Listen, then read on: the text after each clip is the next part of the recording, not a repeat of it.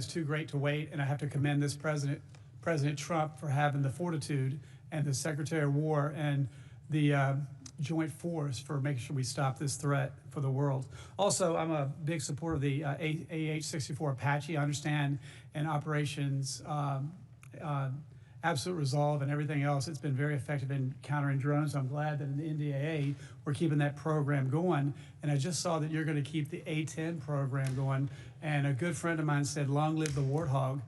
But if there's ways that we can bring some of the Warthogs back, and or are there any other capabilities that can replace the Warthog? I don't think so. Is there anything that can do what the Warthog does? Gentleman's time's expired. Chair, and I recognize the gentleman from Illinois, Mr. Sorensen. Thank you, Mr. Chairman. To General Kane, on behalf of myself and my constituents, we thank you for your service and your leadership. To our military men and women, to our service members and the veterans that I see in our committee today, thank you for your support of our great country. Mr. Hegseth, I hear from your officials in our briefings here on the Hill, and because I live in an Army town, I now hear from neighbors at the grocery store who are worried about our munitions stockpiles that are now down to critical levels, and they sure don't want another forever war. So, Mr. Secretary, what up, you guys? What up? What up? Talk to us about the need to renew munition stockpiles, and tell us what happens when munition stockpiles become depleted. What up, Wannabe? First of all, I would note that, as you know, we give weekly briefings on munitions to this committee, so it's not something that's withheld from any of the members here. We appreciate that. But it's also a topic that isn't something that should be publicly discussed as far as any shortfalls that may exist. But I would assure you that there are not shortfalls that exist in our ability to execute the missions around the world. Up, Widget. And the reason we're investing in the defense industrial base with $1.5 trillion is to make sure the greatest companies in the world, which have been falling behind for decades, are running faster than ever before to give us 2x, 3x, 4x of the critical munitions, your Patriots, your THAADs, your SM-3s, every other standard missile. And my neighbors work really hard to make sure that we can... It's jobs in America. It's what our warfighters need. So could you tell me why we're firing the people at Joint Munitions Command for no cause other than just telling them they're overhired or they're surplus employee? Joint Munitions Command? I would have to look into the particular circumstances of that, but there have been places where we haven't been moving fast enough with munitions, and when people don't move fast enough in the Department of War, we find someone else that will run fast. This is Joint Munitions Command. I mean, your department says that you're prioritizing munitions, yet you cut 58% of Joint Munitions Command at Rock Island. But let me move on. My district is also munitions are not built by commands. Munitions are built by businesses. They're the ones that are and we are very good at building commands and bureaucracies and slapping 3- and 4-star generals in charge of things that don't move things any faster. So our job is to unleash the private sector to get it done if we don't have Joint Munitions Command. But let me move on. We also have Army Sustainment Command in my district. Could you tell me why we're firing folks at Army Sustainment Command when now is the time that we should be giving our soldiers every piece of sustainment that we can give them? Because as I've stated, the status quo at this department before the Trump administration was unacceptable, and changes had to be made. Do you think it's acceptable? That's a weak answer. What a weak answer. From jobs where they've been, you know, I talk to my neighbors at the Arsenal, and they've worked there 20, 30 years on top of their service to this country, and they're doing it exemplary. Great performers will always have a job at the Department of War, and when you reestablish merit, sometimes things happen, but we're grateful for all the vets that serve. And in fact, we've created a Patriot pipeline for service members to get into the defense industrial base manufacturing business, to consider that as a second career. So we're leaning into vets and service members as the workforce of the future in our department. And this isn't me. I mean, they tell me that, you know, they feel you're taking a wrecking ball to the civilian workforce. But, you know, I want to go and follow up on Congressman Norcross's questions about why you terminated collective bargaining earlier this month. This affects hundreds of thousands of hard-working. This is all part of Project 2025, though. Employees. You guys. So many of them are veterans who have honorably served our country. All part of Project You work 2025. hard, you do the work, you keep your job. But that's not what's happening. And you allege it is being done to maximize efficiency? Explain that. I thank you for asking that question. I'd love to clarify. I fundamentally believe the Department of War should not be subject to collective bargaining, full stop. so people shouldn't be able to fight for good wages and being treated well? That's crazy. I think our department does a great job evaluating, providing pay and benefits for folks I across would the spectrum. love to invite you to the Rock Island Arsenal so you can look these patriots in the eyes and tell them that. That's How does crazy. creating chaos for That's long-term crazy. civilian workers actually maximize efficiency? Do you have any comment on that? There are plenty of examples of shipyards and other manufacturing Plenty plants of where there are examples, but you can't give us restraints that one. limit the hours, limit the ability of leaders to ensure we're meeting the goals we're supposed to, and I don't think we should live to those constrictions. Okay. Well, you know what? I want to use the rest of my time to the men and women of our armed forces. Please go forth with the integrity and the morality that you've carried before this administration took us down a path that has allies turning away and American citizens objecting. Do what's right, even if you're asked to do otherwise. Mr. Exactly. Chairman, I yield back. Gentleman yields back. Chair, and I Pete recognize Hegseth and Gentleman this from administration need to Mills. go to prison. Thank you so much, Mr. Chairman, Prison. Secretary General Kane, and the Honorable. That's like that's my terms for Thank you Democrats. for this opportunity. Prison for being MAGA. here and for continuing to Lock push forward the them warfighter up, ethos, for making ironically, sure unironically. that the realities, regardless of what's said in here, are the realities on the battlefield that we're getting day in and day out. I asked the chairman for unanimous consent to enter a couple of documents into record. What up, cowgirl? I'll be entering into record my DD-214, published in 2003, indicating my Bronze Star and other wartime medals and decorations. I'd also like to present the document provided by the Department of the Army in 2024 that also authorizes vets and verifies all medals and or awards, as well as a document by Paul Savitsky, former Special Forces member, that annotates the 2 explosions that I was involved in Baghdad. Without objection, so ordered.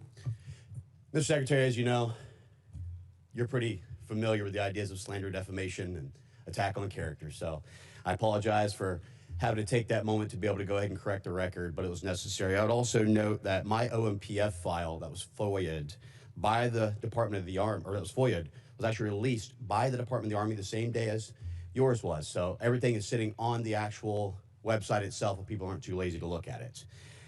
Secretary Hegseth, thank you for your testimony and for the time that you have here today. As the chairman noted, President Trump's incredible $1.5 trillion investment into our national defense is set to reverse the years of atrophy that our defense industrial base has faced over time, especially small innovative businesses and needs of a solid demand that signal that our War Department is ready to buy American.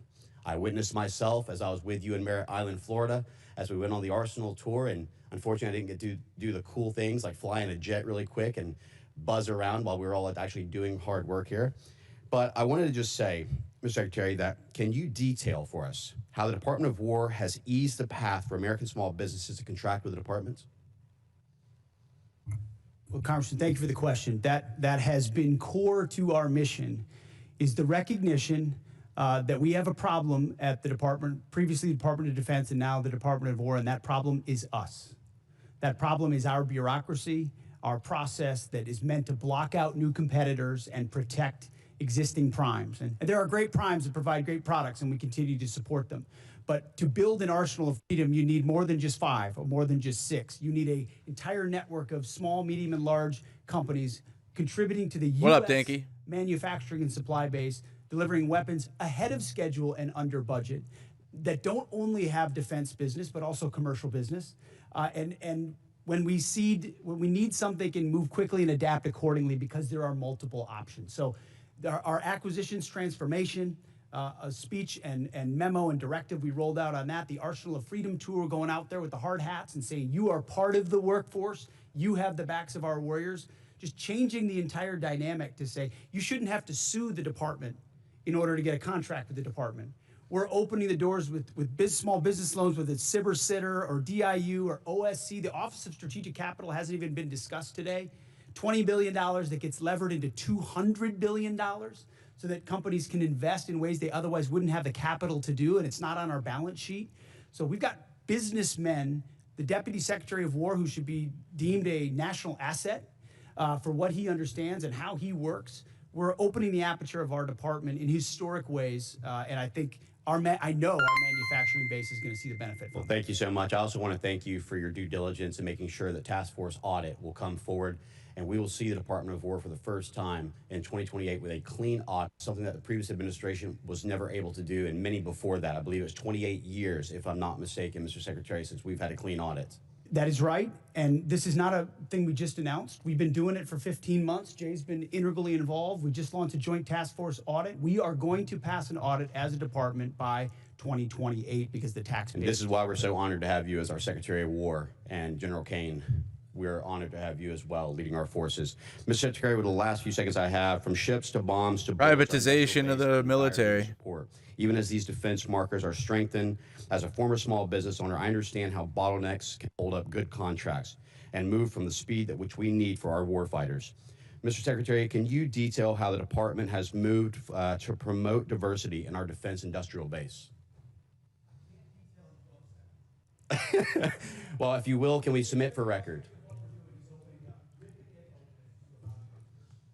Sorry, every aspect is opening it up to provide as much running room for new entrants as possible. Thank you so much, Mr. Chairman. I appreciate it. With that, I yield back. Mills wants a position on Vasquez. the DOD. Thank you, Mr. Chairman, and thank you to our witnesses for being here today.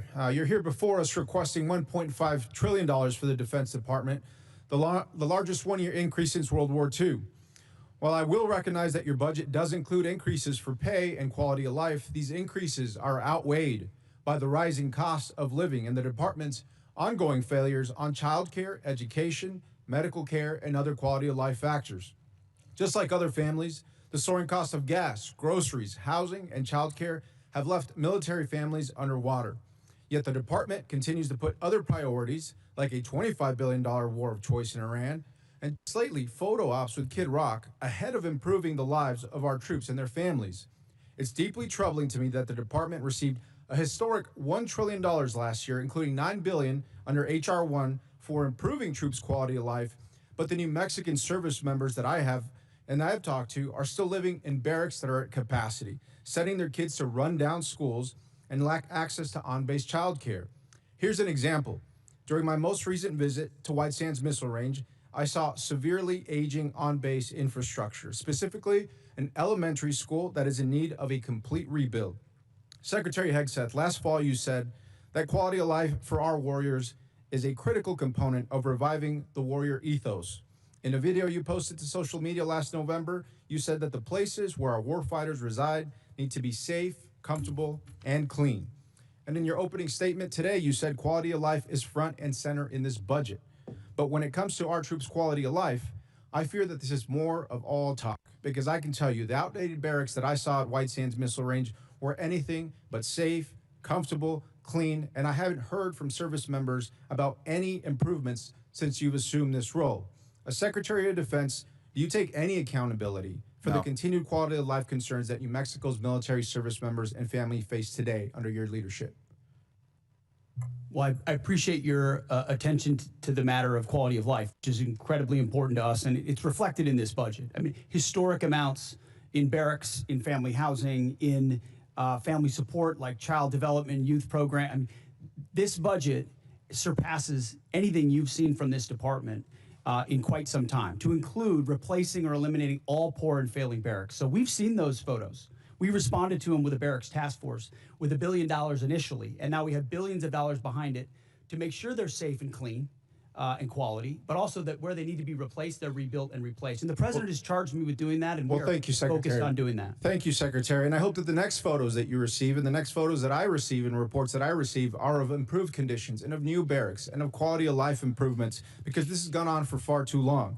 Let me give you another example. At Holloman Air Force Base, the Child Development Centers on base faced critical staffing issues for many years, and just recently gave military families, our airmen and women, just 9 days to find new child care providers. One parent said she felt she had no choice but to resign from her job as a physician assistant when her son lost his spot in on-base care. And one patient, describing his experience seeking health care at Cannon Air Force Base, said, "Good luck. If you need specialized care, referrals take 6 months or more, and regular appointments are booking a month out."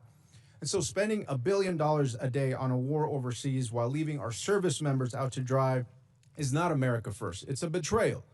Secretary Hegseth, I voted for $1 trillion for the defense budget in committee last year, and I've yet to see the results come home. Service members back home have said nothing about progress or improvements underway. Within 30 days, Secretary, would you commit to sending me a detailed list of every dollar that is going to improve the quality of life at bases in my district? We will get you whatever we can, but that doesn't meet with what we've seen, which is running as fast as this department ever has on quality of life issues. Because Really? I've been in their shoes. I've seen those barracks, and I've seen them recently. And it may not have happened under this administration, but this administration is going to fix it. And ultimately, this budget reflects that kind of priority across. Well, the thank board. you, Secretary. And I will just suggest that it needs to run faster. It needs to run at the speed of light. It needs to cross time travel. I don't care what it takes, but it's gone on for far too long. And so I appreciate your attention to this issue, but we have got to get it done, and we cannot be here again next year discussing the improvements that haven't been done despite what's in the budget today. And so let me be clear that these issues have persisted for years. Under both administrations, on both sides of the aisle, the department has received billions of taxpayer dollars as this committee has continued to work in a bipartisan fashion to support our troops and their families. And at a time when cost of living is the top issue for families, including those who serve, the department is in the position to address these costs of housing, childcare, groceries, Yeah, and other stop needs. funding I hope the Israel, department and chooses you'll have to- money for Thank you, the Chairman. barracks, I Yield back. guess. Gentleman yields back. Chair now recognizes gentleman. No, we need another $1 billion aid package to Israel. Mr. Chairman, and thank you, Secretary, for being here and the work you're doing. Over the past decade, Bitcoin has evolved from a fringe asset into a matter of national security. Iran has demanded Bitcoin as a toll for transit through the Strait of Hormuz. North Korean cyber actors have leveraged it in ransomware campaigns, and China is believed to be stockpiling substantial holdings as part of a strategic reserve. Just last week, Indo-PACOM Commander Admiral Paparo stated that Bitcoin has direct implications for power projection, and he noted that Indo-PACOM is operating a node on the Bitcoin network in furtherance of that mission. Secretary, do you share the opinion that Bitcoin is a tool to project power, and are there any department-wide initiatives to ensure the U.S. secures a strategic advantage in Bitcoin and combats China's digital authoritarianism? I guess my short answer would be yes and yes. Long an enthusiast of Bitcoin and crypto potential, and a lot of the things we're doing, enabling it or defeating it, are classified efforts that are ongoing inside our department, which I do provide us a lot of leverage in a lot of different scenarios. I appreciate that, and I share your views. I thank you for that. I also wanted an update with our operations in Qatar. How are those going since the Iran war, and how have Qatar been as a partner to work with over these last few months?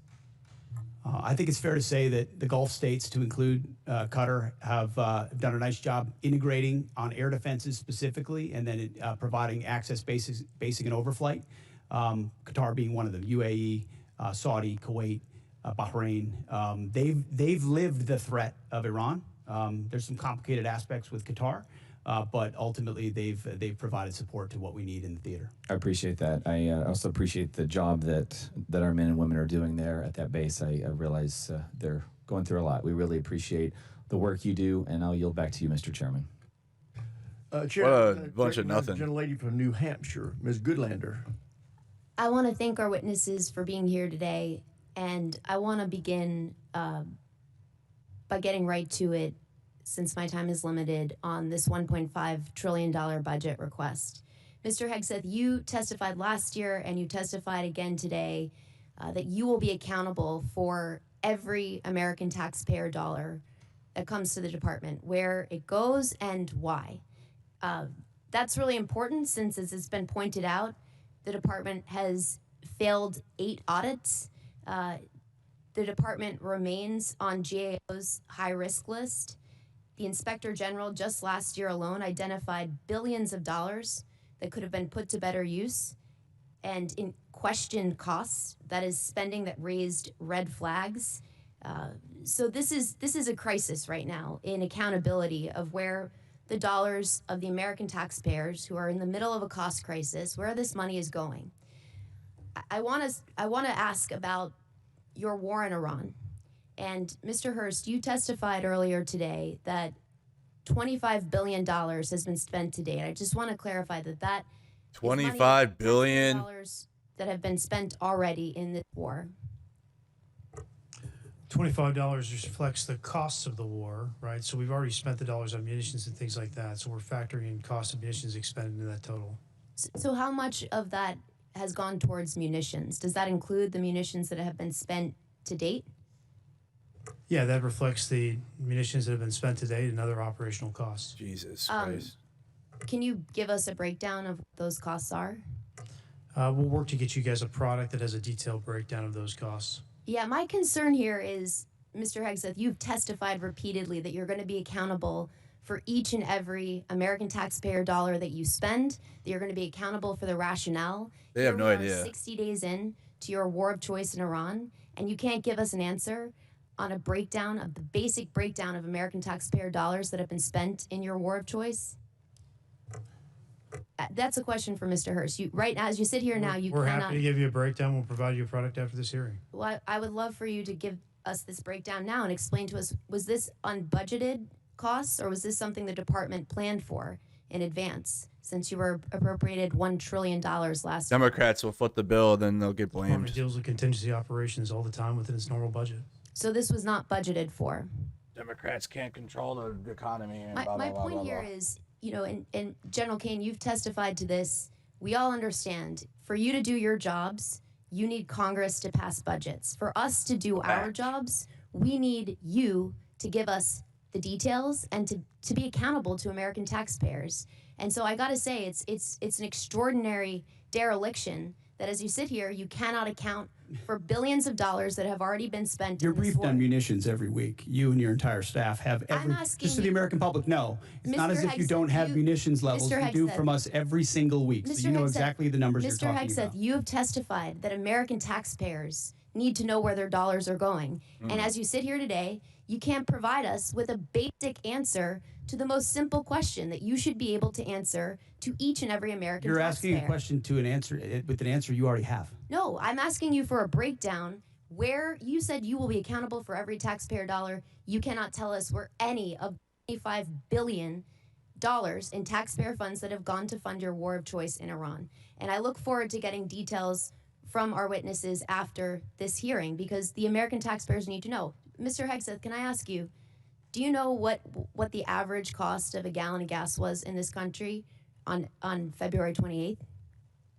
Well, it depends on where you live. If you live in California, it's $8. $2.83. Wow. Do you know what the average cost of a gallon of gas is today? Well, Much higher in California. California. $4.43. I gotta say, Mr. Hegseth, you What a said you've got clown. a crack economic team that's looking at the impacts of this war on the American taxpayer, and you can't answer this basic question. That should shock the He doesn't conscience of care. every American. They don't care. General Kane, I want to come back to something, a really important principle. in But my time as woman. California. You testified. to But an important Chicago. bedrock principle of American The law. fuck up. That our Anti-American service loser. members follow lawful orders and lawful orders only. Is that right? MAGA is the most Statement, quote, "The anti-American military loser won't thing follow ever. Unlawful orders. I do. Mr. Hegseth, do you agree with that statement? I do, but understand what you're insinuating at I- a partisan point. I'm not. I'm actually quoting you directly, Mr. Hegseth, from April 12th, 2016. And I appreciate that on the record, you've clarified this important principle of American Gentlelady's time's expired. Chair, and I recognize the gentleman from North Carolina, Mr. Harrigan. Well, thank you, Mr. Chairman, and thank you, Mr. Secretary and Chairman Kane. It's always a pleasure to have you here. I'm going to fall in line with the chairman's earlier statements that we can do whatever we want with our 5 minutes, and I'm going to give you all a break from the conflict here, and I'm going to tell you a story, and it's a story that's important to me. And I'm going to start with a proposed citation. And it's a rare point of personal privilege for me to do this, but I have an ask of you. But I'm going to start with a proposed citation for a Medal of Honor award upgrade from a Silver Star. Sergeant First Class Thomas J. Grasso distinguished himself by acts of gallantry and intrepidity above and beyond the call of duty between September 29th, 2015 and October 4th, 2015 while serving. It's when you watch Republicans work, actually, when they're when they're actually working in Congress, they do this all the time. The topic is how much money has been spent on the war in Iran, right? And how much taxpayer dollars are going. Republicans go, actually, let's not talk about that, because let's distract and talk about something else. Or do softball questions to Pete Hegseth. Now let's actually not talk about, I'm going to give you guys a break from answering all these tough questions. I'm going to tell you a story instead. Sergeant First Class Grasso established a sniper overwatch position in the air traffic control tower. With enemy fire converging from 3 directions, Sergeant First Class Grasso risked his life to engage a hostile anti-aircraft team, successfully clearing the way for air support. On September 30th, fighting through relentless ambushes on their subsequent movement into the city, Sergeant First Class Grasso repeatedly dismounted his vehicle while exposed to intense enemy fire to engage insurgents and shield the convoy. During one encounter, while under withering enemy fire, he disregarded his own safety, maneuvered into the kill zone of a complex near ambush, saving the lives of 5 trapped Special Forces teammates. One Romanian. No, it's not. No, this is just. But I'm listen. When it comes to the political system in America, I'm cool with not having the 2-party system. I'm cool with that. But I'm too educated on watching this boring shit for me to be lazy and say it's just all politicians. It's not. It's not. I spend too many hours watching this type of content. It's not. It really is not. Sergeant First Class Grasso anchored the defense of the compound, absorbing the heaviest concentration of enemy fire. He repeatedly subjected himself to heavy machine gun and rocket-propelled grenade fire from distances as close as 15 meters, repelling dozens of enemy attacks. On October 1st, a rocket-propelled grenade directly hit his position, inflicting a traumatic brain injury. Bleeding, disoriented, and going 60 hours without sleep, he checked on his teammates before returning to his exposed post. From there, he single-handedly neutralized continuous waves of attackers, attempting to detonate vehicle-borne IEDs, forcing the enemy to request a temporary ceasefire.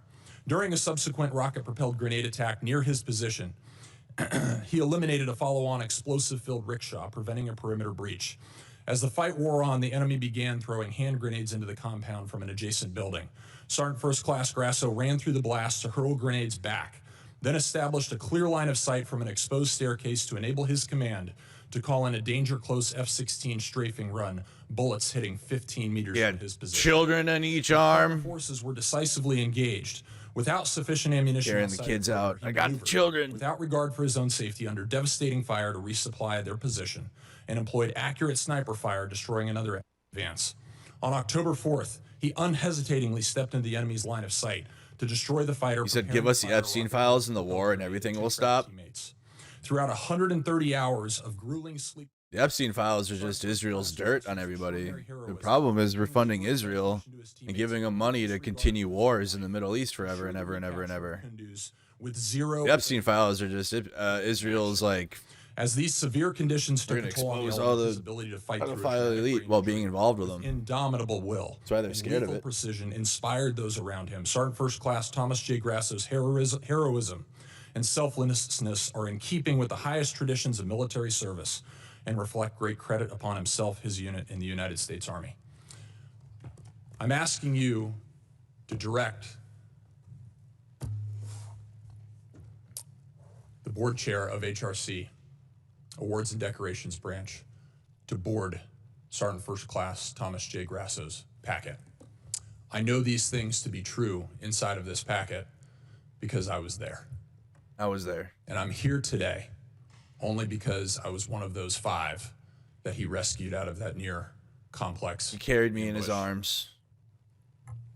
And I'm grateful for your service to our nation. Congressman, thank you. We'll do it. And cry. I'd love to meet the Sergeant First Class. Thank you. I think the gentleman yields. The chair now recognizes the gentlelady from Maryland, Ms. Elfrith. Thank you, Mr. Chair. I want to start by thanking SEAC ISOM and General Kane for inviting a number of us to the Pentagon last week to talk about the 1.8 million enlisted service members we have, the challenges and opportunities that we can work together. Every base that I go to internationally and every single major military base in Maryland over the last year, I insist on meeting with service members and hearing what we can all do better, Mr. Secretary. I want to assure you I insist on those meetings.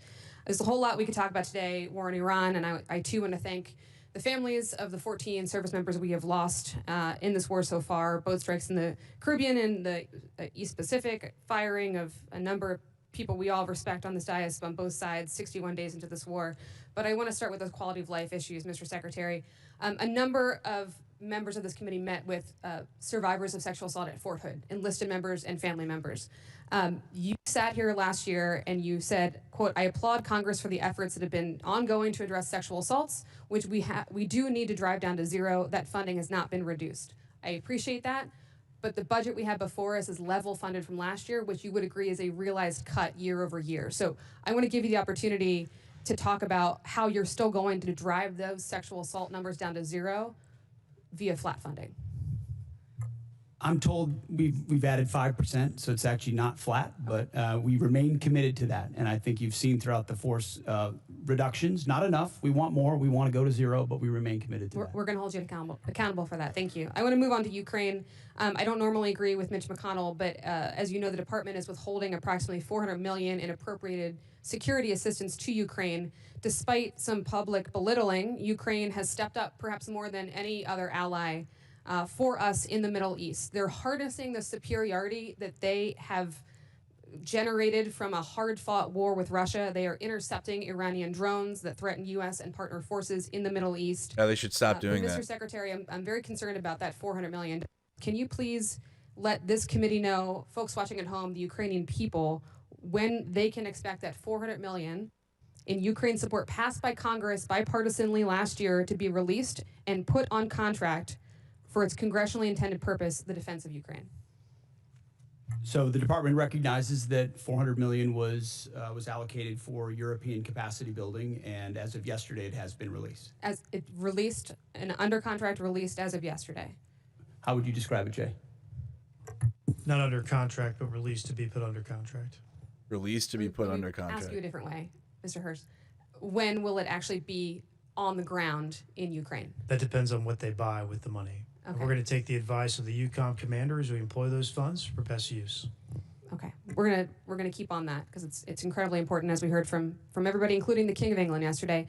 I'm gonna stay on our allies here. It's clear that the president didn't account for the Strait of Hormuz being closed, global market, oil market disruption, gas prices skyrocketing. Mr. Secretary, gas in my district, Maryland, not California, $4.11. The president did not notify allies abroad or Congress before he went to war.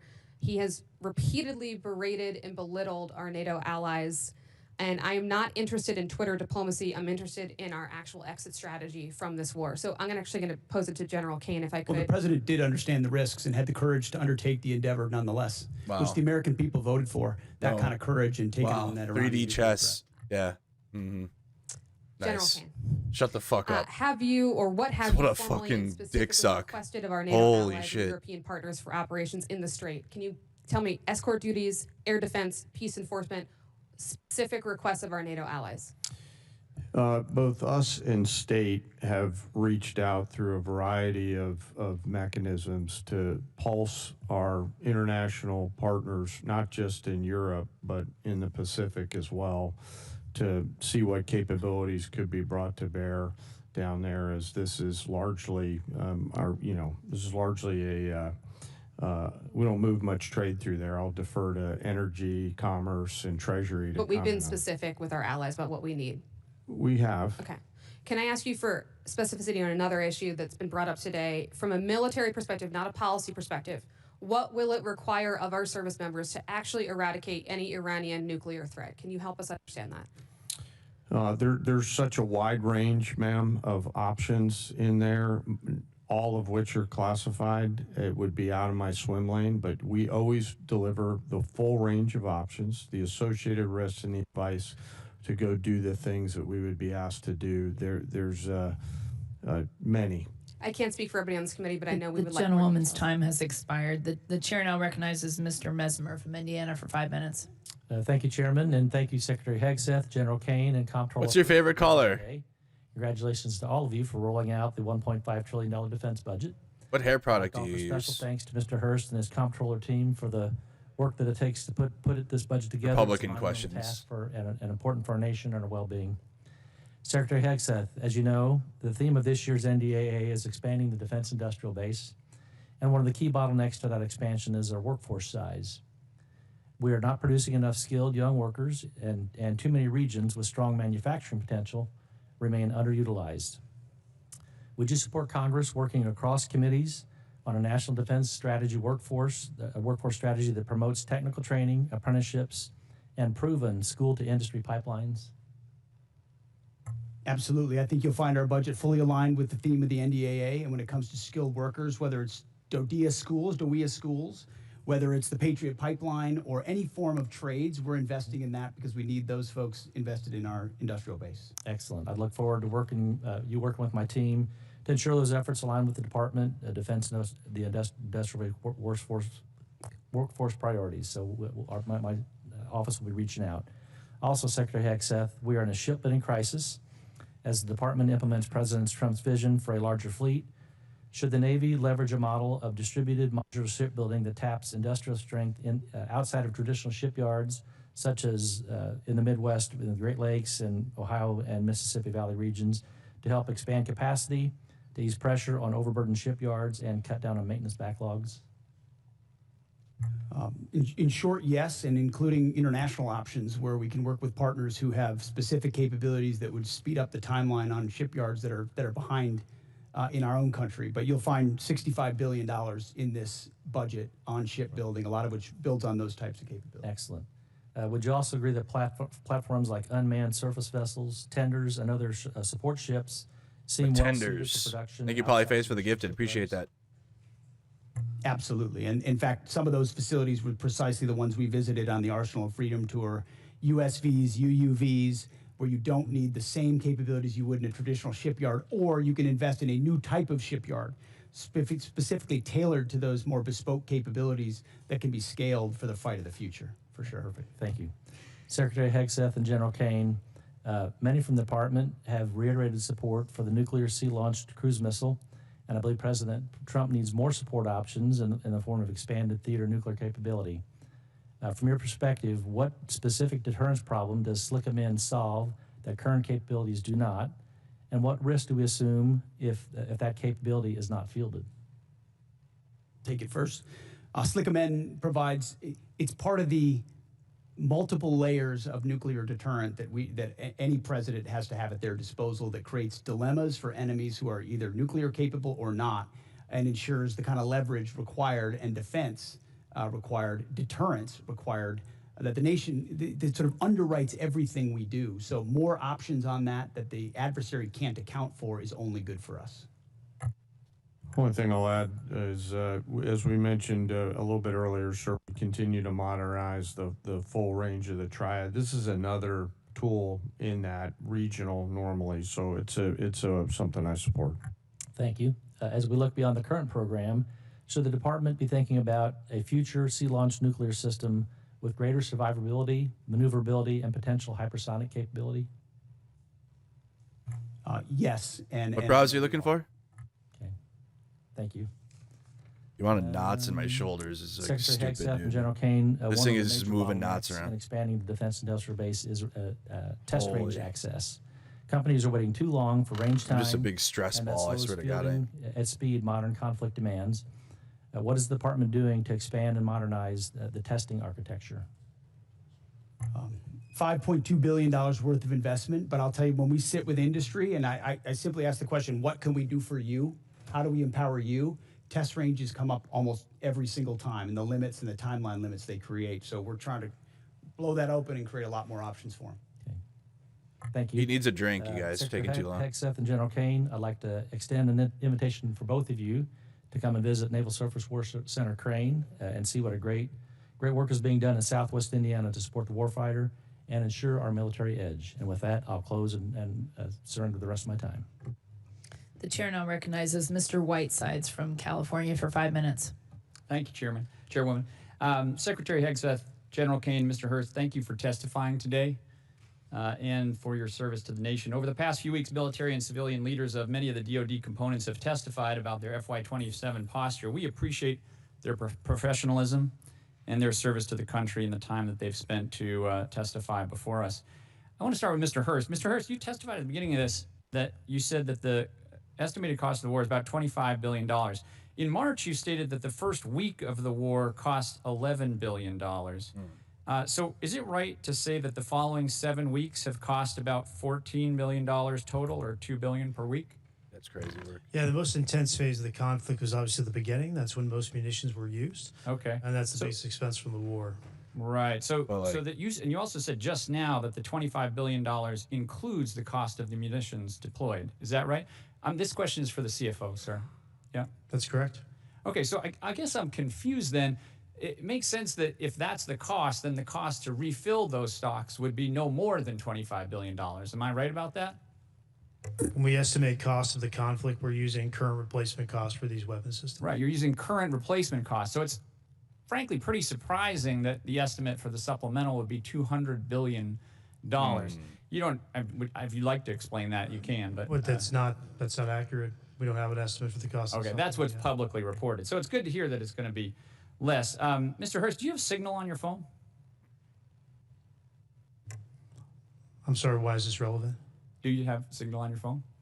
What does this have to do with the budget? I'm going to take that as a yes. Mr. Kane, sorry, General Kane, do you have Signal on your phone? I do, sir, yes. Okay. So I want to talk about Signal. Last year, the Secretary and other administration officials discussed sensitive and almost certainly classified information about a strike in Yemen using the unclassified Signal app. Mr. Hurst, what's the current policy for Signal on official DoD devices? I'm the comptroller. I don't do CIO work. So therefore, it is allowed? Is that your statement, that it is now allowed to have Signal on your device? Mr. Whiteside, my statement is I run the budget for DoD. Yeah. Okay, well, he's got it on his phone, so therefore it must be permitted. Sir, I got to go back and look if it's on my official phone. I was talking about my personal phone. I'm not exactly sure. I'll go back and look, though. Okay. Last month, FBI Director Kash Patel made a public announcement that Russian hackers are targeting Signal app users in the government, specifically stated that they were targeting individuals of high intelligence value, including current and former U.S. government officials. I hope that it is not official policy that you can have Signal on your official phones, and I would love to get a response from the department on that. We have now asked this question about 5 separate times and have never gotten a straight answer. I want to close by talking about helicopters. Mr. Secretary, Kid Rock. I want to ask about the Army Apache helicopter that flew over Kid Rock's property on March 28th. Yep. An investigation was launched by the 101st Combat Aviation Brigade Command Leadership, but before that review is completed on March 31st, you terminated it via social media post. Did you personally direct termination of that review? Of course he did. I did. Okay. Now, the president said they probably shouldn't have been doing it and that I'd take a look at it. So did you talk to the president before terminating that review? Well, I don't relay what I talk about with the I president. think unfortunately that means that you did talk to him, which in turn means that you've just confirmed that the president himself overruled the leadership of the 101st Airborne. Mr. Secretary, you yourself have affirmed repeatedly the need for higher standards and higher accountability at every level of your agency. Commanders rely on established processes to uphold these standards. How does canceling a command-initiated review by the 101st Airborne leadership support a culture of accountability? Actually, I think I'll ask that of the chairman. Sir, back to my earlier comments about the importance in my role of staying in the middle. What you're alluding to is, in my assessment, with deep respect for your ask, is a partisan question, and I think it would be inappropriate. A partisan question? Wow. I actually don't think it is. I think it is actually a partisan question. Shut up. In our department, and I think it was the wrong. Holy I'm shit. going to close by just saying one thing. Mr. Secretary, you started this hearing by politicizing it, and I want to make one point. Poll after poll shows that the American public does not support this war, and support is dropping every day. We are all representing our constituents, which is our constitutional duty. And to state that we are politicizing it is an affront to Congress and every member in this House, and I yield. Why don't they just call it anti-Semitic? Criticizing it, Congressman. He's not. Why don't you just use just say it's anti-Semitic to criticize the DoD or something? They're literally just using Israel's strategy of you can't criticize us. We're the victims all the time. MAGA is becoming like Israel, you guys, like every day. A little bit off topic for just today, pay attention. relevant. We are now more than 2 months into the funding shutdown. You're gonna be for the Department perpetual of Homeland victims Security forever. because They can do no wrong. At this end of the avenue, have not Criticizing yet them been as able to get to yes. I partisan hope we're or gonna get to yes here communist, shortly. I think we made some anti-Semitic, progress here today while we've been in this terrorists. gathering. They're gonna come up with some It's been racist term not to necessary, call as I understand MAGA it, fascist or for something. the administration to scrape out the pennies under the couch cushions in order to keep DHS running and honestly running. Thank you. IDF kills children. It does. Savagistic 7777. Thank you for the role in gift. contributing to the ongoing operations of DHS while things have not been funded.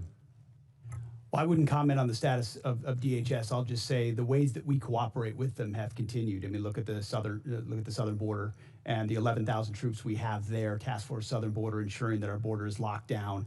We've worked with law enforcement from day one on DHS to do that, just like we have with local law enforcement across the country. So obviously we welcome DHS funding, but in the meantime, we're going to protect the country, protect the homeland, and that's what we're doing with them. Do what is necessary. Very good. General, let me ask you, if it is more appropriate for the Secretary, we'll defer, but we've obviously been following with interest all of the developments and the publicly reported developments in Operation Epic Fury. There was some publicly reported activity a while back that I had reason to think might involve some Kansas service personnel. We didn't know from the public reporting. We have simply been trying to find out whether our folks were involved or not. We finally did get an answer. It took about 4 weeks, and when we got it, it was, for the most part, everything we read in the press, with one exception. It's a bit unsatisfactory when we're just trying to do our job and figure out whether our folks are implicated and whether we need to be doing something to help them, their families, or their folks back home. I know you take seriously the importance of providing that information, but can you just offer some reassurance that you do take those inquiries seriously and that was perhaps not? We do, sir. I'm not exactly sure the situation you're talking about, but I'll get the teams together and figure out what broke down there and fix it. Appreciate it very, very much. Mr. Secretary, let me come back to you. In talking with Kansans who either have been deployed or are in support of folks who have been deployed, I am under the impression that there has been a particularly high, especially early in the operation prior to the ceasefire, particularly high amount of concussive activity, and that we might be well advised to be prepared when folks come home for concussive injuries, for combat-related PTSD, perhaps at levels we aren't expecting, at least those of us watching from the outside of the operation.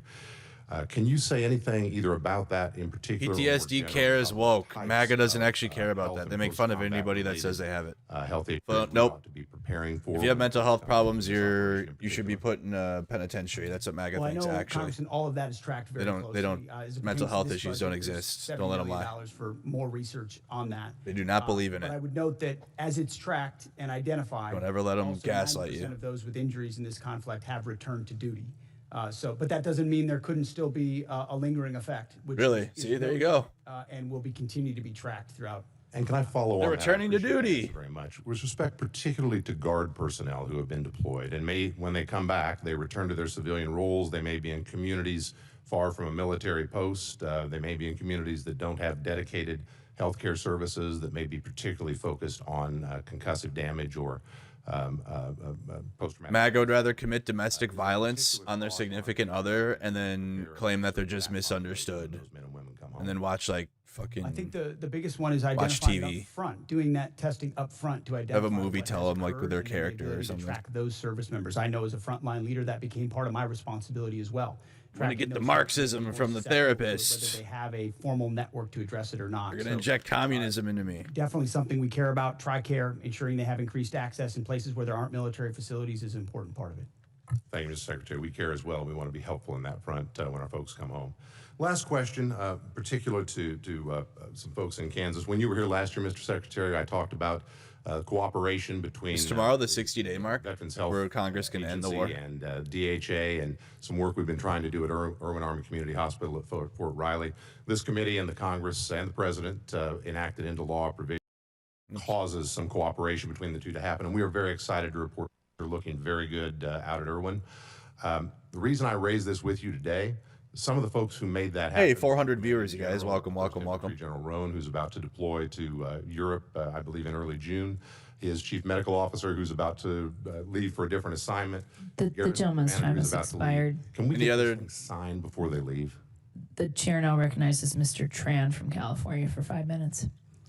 Thank you so much, Chairwoman. Thank you, Secretary Hegseth, General Kane, Mr. Hurst, for being here today. You know, after I was honorably discharged from the Army Reserve, the GI Bill helped me go to school and ultimately become a lawyer. My focus was representing clients who were wrongfully terminated or faced discrimination and harassment at the work. Mr. Secretary, if I were in the courtroom trying to prove that you discriminate against our military heroes, I wouldn't have to look very far or very hard. In just 16 months, you have fired more than a dozen senior military leaders. Yes. You've delayed or canceled the promotion of even more. Your chief of staff told the Secretary of the Army that President Trump would not want to stand. That's not true. That was totally false reporting. I'm not getting to You my know it. question yet, Mr. Secretary. Totally false reporting. You told the president, the Secretary of the Army, that the president would not want to stand next to a black female officer at the military events. But, you know, despite all of this, I remain very hopeful that you can and will do better for the men and women who have dedicated their lives to protect our great country. That was fake news. Trump never said that. You're here to ask for $1.5 trillion. That's a huge budget, and I want to make sure that you have the ability to manage it. Secretary Hegseth, you would agree with me when I say that we want the most qualified people in every position of our military, correct? That's a question. Yes. Thank you. General Kane, you would want the same? Yes. Thank you. You know, I share the bipartisan concern about the firing of General George. And what I and the American people want to know from you is, did you ask the president for his permission before you fired General George? Of course. He has to ask permission for everything. It is my responsibility to confer with the commander-in-chief on, especially high-level personnel matters. Yeah, And right. ultimately, I won't relay what was discussed, but he was aware of the action that would be taken. Okay, great. Thank you for that. And when you made the decision to fire General George, did you consult Secretary Driscoll? There had been multiple consultations over a year. Yes. Do you and Secretary Driscoll have a good working relationship? Yes, I appreciate the work he's doing for the Army. And for the record, would you agree that Secretary Driscoll is doing a great job as the Secretary of the Army? He just said that. I appreciate the work that the Secretary is doing and made the personnel change based on the Chief of the Army. In fact, he was so good that at his job that the president sent him to Ukraine to negotiate a peace deal. Do you know why the president chose to send him over you? I'm grateful that the president puts in players at key moments to advance policy priorities, and that's what occurred there. And I was very supportive of it at the time. Recently, Secretary Driscoll testified in front of the Appropriations Committee that he refused to strike the names of 2 female and 2 black officers from a promotion list due to their exemplary service, names which were ultimately removed. Did you order him to strike those names? I know we removed those names. I did. Accepted. Why? Because we review every general officer. You mentioned 12 general officers have been reviewed. The number's much higher than that. I would also note that under Barack Obama, 197 general officers were removed. So this is not something specific to this administration. Every officer serves at the pleasure of the president. And when they need to be removed in order to ensure we have the right leadership in those services, I will make those calls regardless of what you might say from the dais. You know, about a year ago, the Army began their transformation initiative. I'm all for modernization, but this process seems to have been completely rushed in a way that compromises our readiness, including deactivating a medical evacuation Black Hawk unit at Joint Training Forces Base, Los Alamitos. I've heard recently from senior Army officials who support slowing down the Army Transformation Initiative, specifically as it relates to aviation. Secretary Hegseth, can you commit to slowing down ATI as it relates to aviation? There are multiple places inside ATI that we are reviewing to ensure that we do not create capability gaps inside today's Army based on the fights we have today and the fights of the future. And this budget reflects ensuring that we don't have any operational gaps in the Army or any of the services. Mr. Secretary, during your opening, you brought up this beautiful slide, and you talked about the Arsenal of Freedom. It's the Arsenal of Freedom slide, talking about private investment, you know, from the $1.5 billion. RTX was on there, Boeing, GE, L3 Harris, Lockheed. My question to you is, do you or your wife have any personal investment in those companies? No. Thank you. The gentleman's time has expired. The chair now recognizes Mr. Crank from Colorado for 5 minutes. Thank you. Of course they will. They want to privatize Mr. these Secretary, companies, and then the rich will enrich off of it. FY27 military construction request includes plans for a new... Listen, conservatives. Conservatives are all about less money that I have to spend for other people. The less we do that, the more you're going to have corporate overlords. And then the power of the American people, even for conservatives, is going to go away completely. We're going to have no power. zero power because the corporations and the ultra rich will control everything. They already kind of do. But like, you want it in your little military? You want it in the military too? You're gonna have private, and then they're gonna be like, oh, the first. Needed for those positions and how first ID, that's Amazon's unit now. 82nd Airborne, Netflix. They're gonna go defend Netflix tomorrow. Like, that's how it's gonna work. First and foremost, and I mean this, I would welcome your input. That's exactly how this is gonna go. I'm on the road and in the field. With have fun though. I'm 32. Like, I probably have like 30 more years left of this. All the time. They ask me a really deep Hopefully. question. The first thing I say Maybe is, if I live that long. And usually they know the problems. Probably by the time I'm dead, we'll have corporate cyberpunk capitalism. How we can ensure that I'll tell you guys how it went.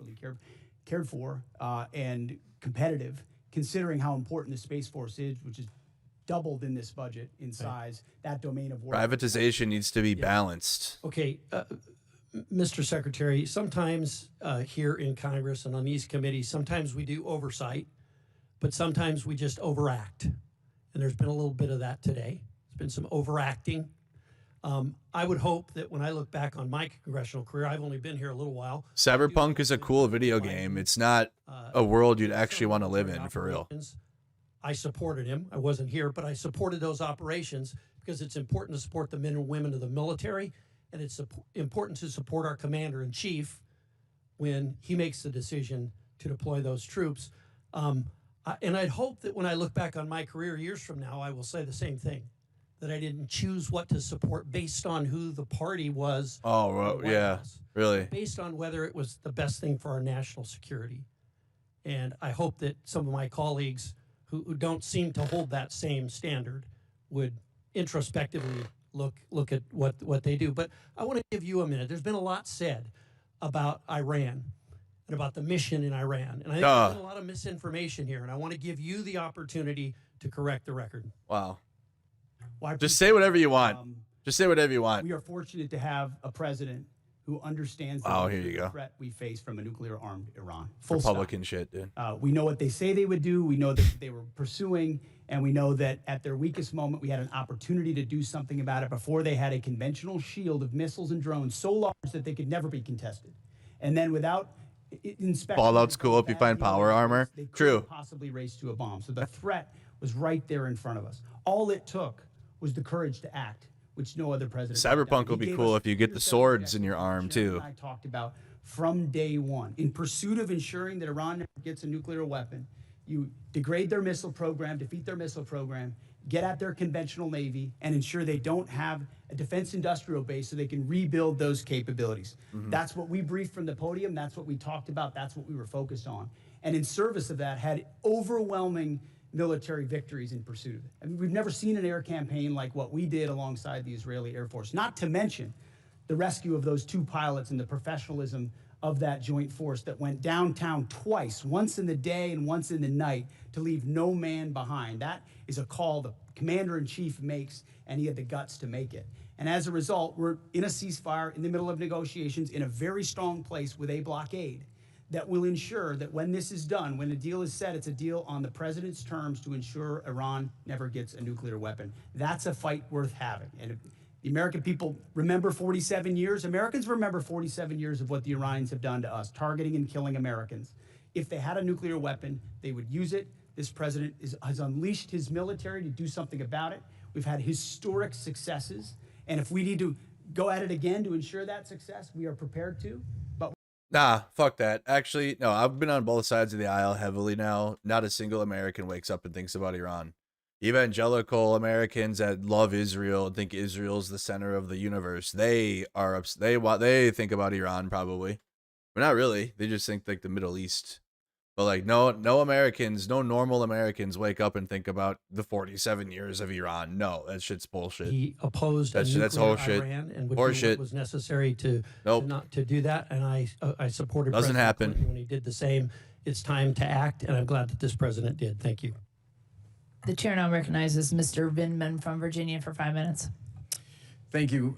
Earlier, Secretary Hegseth, you talked about flexible realism. So let's see if we can figure out how much of it is realistic and how much of it is just flexible.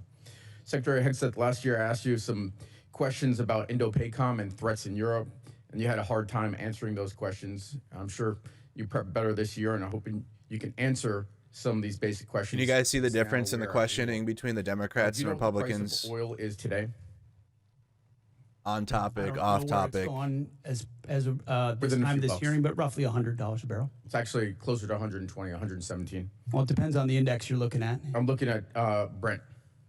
Do you know what the price was the day before of Brent, the day before we went to war? It was certainly lower. You understand you're taking some economic risk, but I would note a lot lower. The energy dominance this president has unleashed has put us in an incredible question. position. Thank you. So it's $72, and so now we have a 62% increase. By the way, the department obviously will be paying those extra fuel costs. That's going to be not insignificant, but so will the American people. Now, at its narrowest point, how wide is the Strait of Hormuz? I think it's about 12 miles, but I'd have to check. It's 24 miles, but 12 miles is actually the relevant number because that's the navigable channel. That's the international water navigable channel point. And do you know how many barrels of oil transited the Strait of Hormuz each day before the war started? I don't know the exact number, but you're looking at over 100 oil tankers usually transited a day, or 120 a day would transport the strait. Yeah, and so 20 million barrels a day, and right now they're at an 81% reduction. So it sounds like you've done your homework. You're tracking pretty well what the strategic situation is. So a couple of questions. Were you aware that if we struck Iran, that they would most likely close the Strait of Hormuz? Of course, our department was prepared and planning for every possible contingency, being front and center as something they may do in a desperate state to attempt to, which is what they've done, some kind of control. And I appreciate that. And earlier you told Mr. Moulton that this department has looked at all aspects of the risk, and that the president got every possible perspective. And then recently you just said that the president did understand the risks and had the courage to undertake the endeavor nonetheless, and that's leadership, or words to that effect, pretty close. And so I just want to kind of give you the state of play right now. It's been 2 months of war. We have hopes for a resolution, but the war continues, really. Iran has closed the strait, and we've now gone in and blockaded their ports. 1/5 of the world's oil is unable to transit the strait, and the American people and the department are paying significantly more. And you also said that this is what the American people actually voted for. But actually, the American people voted for a promise not to get into Middle Eastern wars. And they voted for lower prices. And this is the exact opposite of what they got. So let me ask you this. Even your own voter base, the president ordered the strike. Is that correct? That's what they're not factoring in. They're losing MAGA like crazy. Iran can never have a nuclear weapon. So he's been very clear. At scale now. Still. American people voted for President Trump overwhelmingly. They voted for that position. That, but yeah, we know. Yeah, whatever. Is that correct? Yep, he did. Which strike are you referring to? The strike on Iran, the war that we're in. Oh, of course. I mean, he's the commander in chief. What strike? It sounds like you're blaming Daddy for the mess we're in, and Ooh. I'm really happy with you. I see what you're trying to do. There's no daylight in this administration on this campaign, and I'm happy to stand shoulder to shoulder with this administration. My time. Got him. So let's shift gears. Last time we were here, I asked you if you'd apologize to the mother of an F-18 pilot whose son you endangered for sharing classified information on a signal chat. That's what you got to do. You got to turn them against each other. On March 1st, 6 Army it's a cult. soldiers, including get them to destroy each other. were killed. That's all you by can an do, really, at Iranian this drone point. strike. Do you take any responsibility for those deaths? They got to burn it from within. I was there at Dover when they came back. Of course, Be the I take accelerant. responsibility for every aspect. Well, I appreciate that because you also complained about the fact that. Hey, thank you for the 100 joules. The news makes it front page news. The press only wants to make the president look bad. Is it about the soldiers or is it about the president looking bad? It's about the president looking bad. It's not just the president who wants, or the media that wants to make him look bad. It's you. It's you actually about the soldiers, and it's frankly reprehensible that you would make that statement. And so this guy's cooking him. Truman had a sign on his desk that says the buck stops here. And this The gentleman's time has expired. The chair now recognizes Mr. Van Orden from Wisconsin for 5 minutes. Damn, I didn't know Vindman had it in him like that. Mr. Secretary, it's great to see you. General Kane. Dude, Vindman was cooking him. Dude, why'd that stop? My dear friend of over 3 decades, Master Chief. Is it about Trump and his personal issues or the soldiers? Well, the fake news media has been lying about Trump. Okay, so it's not about the soldiers. Thank you. I spent my entire adult life training for war, training others for war, or at war. Oh, Been boy. Very This guy is war. to some of my Democrat colleagues. This guy's war. Mr. War. John War, right here. In an endless John War, everybody. a morass. And I'm going to smoke a I've joint had- now.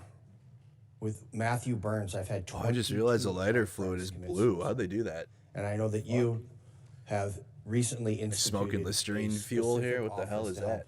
Lower active realize duty it's blue. veterans suicide in conjunction with my great friend Secretary Collins. So I want to thank you for that. 2 months does not a morass make. However, it could be the start of one. And the difference between this administration and many previous administrations, I think that you understand, particularly because of your background and your SCA back there and General Kane, you understand what it means to fight to win. And we didn't fight to win in Afghanistan. We didn't fight to win in Iraq. We didn't fight to win. And it's palpable. I have more friends than I Tell that to the soldiers that fought. in every branch of service, including the Coast Whatever, Guard. bro. For a Navy guy, that's a big stretch. The morale of the men and women in the Department of War, in their case, the Department of Transportation, is exponentially higher than I've ever seen it, ever. And that comes from leadership, starting with President Trump, going through you to General Kane, and through your SCA. And what some of my colleagues refuse to admit Don't listen to them. is that that's how you win. It starts with the man. It's the first soft Don't truth. listen to them. You're perfect. Humans are more important than hardware. And I want to thank you for setting that environment. I don't want to be at war, but Iran declared war on the United States of America 47 years ago. and Shut up. No, it are didn't. responsible for killing and maiming many of my friends. Like This is who? not some esoteric political argument for me. In Israel? This is the fact that President Trump, by using you as the Secretary of War and General Kane as CJCS and Master Chief Isom, what you're doing is you're going to end a war that was declared on us. No, they And didn't, bro. Of all times, no, bro. when we No. should unite as Americans, especially in this puzzle palace up here, is when we're at war. Yeah, we unite It is a against war it. of choice by the mullahs. The mullahs? That is who chose to fight this war. Obama And did we're it. gonna End it. I don't really have a question for you. Wow. I trust your judgment. General Kane, I trust your judgment. Master Chief, I trust your judgment. And when you're coming here with a request for a tremendous amount of money, I will say yes. I understand that there's no fluff in there. That this is what's required to end this war that the mullahs I want to talk about chose fluffing. to declare against us. And I'm telling you right now, we have your back. And there are a lot of my Democrat colleagues that do also. They're just afraid to say it out loud because they'll be crushed by the left of their party. And that is reprehensible. So with that, whatever you guys need, you just holler. Whatever you need, just holler. Couldn't say it any better. Thank you very much. Wow, go blow each other afterwards. You guys are gonna go get drinks I and recognize the gentleman from go Missouri, get cocked Mr. together Bell. or something. Thank you, Mr. Chair. Go watch your wives get fucked. Secretary, I don't trust your judgment. You made the comment to my What the colleague. fuck there's was no that? daylight between you and the president, which causing to question your role and again accountability. And so I got to ask: has there ever been any time that you disagree with the president on this war or anything in general? I would never betray conversations that we've had. The commander You can't even deserves acknowledge candid that discussion you've ever private. even disagreed with the man, like his choice of tie, that dance, anything. You haven't disagreed on anything. I've never relayed the discussions I have with the commander in chief. Okay. We don't disagree with Trump. He does all right. Rather than being Trump's Secretary of Defense, My that sounds Trump like alone. being Trump's secretary. And we need someone who's going to be there that is actually advising, that is also pushing back when necessary, and serving the country as opposed to the president. So you said you've never called him out privately or publicly, because we know that hasn't done. But have you ever said the words? You don't have to tell me what it was about. Have you ever said the words, Mr. President, I disagree with you? As I said, I don't relay the private conversations that a commander in You can't chief even acknowledge deserves. that, like if you've just said, Mr. President, you're wrong about this or you're wrong about that? You can't even acknowledge, you can't even admit that, if that's happened. You can ask it again if you want, but I don't relay the private conversations that a commander-in-chief The deserves. objectives of this war have constantly shifted and changed. You see that, though, right? Like, you can acknowledge that. Because 1 minute it was to dismantle the Iranian nuclear program. But how, they're going to say it's all of it. It's all of that. Has not now been the listed objectives as far as I understand. Then there was regime change. Trump even said when announcing the start of the war, the hour of your freedom is at hand. It's yours to take. He also posted on Truth Social in trying to incite. Help is on the way to the Iranians posting in the street. Do you still believe in this particular objective? The objectives have been clear from the beginning, and I've supported the president throughout in having the courage to take on this threat. Okay, so like what? Let's talk about what else has he said. So let's talk about the Trump doctrine. So on November 6th, the president said he was all about ending wars, not starting new ones. Yet in the so-called doctrine, the conflict has not answered why we're in the war. The objectives have changed. We're not sure about the exit strategy. No new wars, MAGA. Of open-ended or what the fuck? War. And you cannot claim to end forever wars while engaging in one. And then here's the one that really gets me. So I'm going to stop wars too, he said. Over when I feel it in my bones. So, Mr. Secretary, war decisions should be based on defined military objectives. You agree with that statement? I want to be the sign holder. We need to have signs like that at the protests. What the heck? People, when our objectives are completed. Big signs, the biggest, the best signs. Safe to say? Well, biggest, best, beautiful signs at the protest. Because on May 1st. You guys all better be there. I'm just trying to figure out, what kind of analysis, evaluation are we looking at with objectives when it's just what the president feels in his bones? Are we talking about bigger protest signs? The protest signs just got 10 feet larger. Just talk about feeling it in your bones. Because my thing is, we're not set up here to trust anyone's judgment. We're here to represent our districts and the American people. And so my next question is, the problem that I'm... But Trump has bone spurs, though. Continues to increase their negotiating. So he wouldn't feel it anyways. And so... Damn it. We've been told that we've won this war. It'll be over in a few days. But now they didn't control the Strait of Hormuz, and now they do have leverage in the Strait of Hormuz. Damn it. What a catch-22. I feel it in my bones. After the strikes in June, I should say, they struck Al-Udeid. How does he keep getting away with this? Responded to that. As a matter of fact, Trump even said he knew that strike was coming and he allowed it. My Spurs. Ultimately, the president's been clear about his objectives, and if Iran thinks they're going to outdeal the best deal maker on the planet, they got another thing coming. But they struck us and we didn't strike back, and you're okay with that? He even said he authorized, he allowed it. He said that, and you're okay with that? Yeah, you're okay with that, Pete? The president has done many bold things for this country to ensure Iran never has a nuclear weapon. Okay, well, allowing another country to attack us, isn't that treason? Allowing Iran to get a nuclear weapon. Obama. Yeah. I want to thank you see the way he looked at him too? The team he behind definitely gave him that look. Discipline and stamina for being here. I know what work was involved in doing this type of hearing. So Hegseth's full-time racist, so you just got to know that. Mr. Secretary, I want to ask you about the A-10 Warthog. How effective has it been in the war in Iran? As I'm sure you know, it's a very effective platform. Yes. And so why is the Air Force, they've been trying to retire this platform for 40 years, since 1984. And it seems like it keeps proving itself no matter the technological advances that we have in the military. So why is there a need or a push to retire this platform?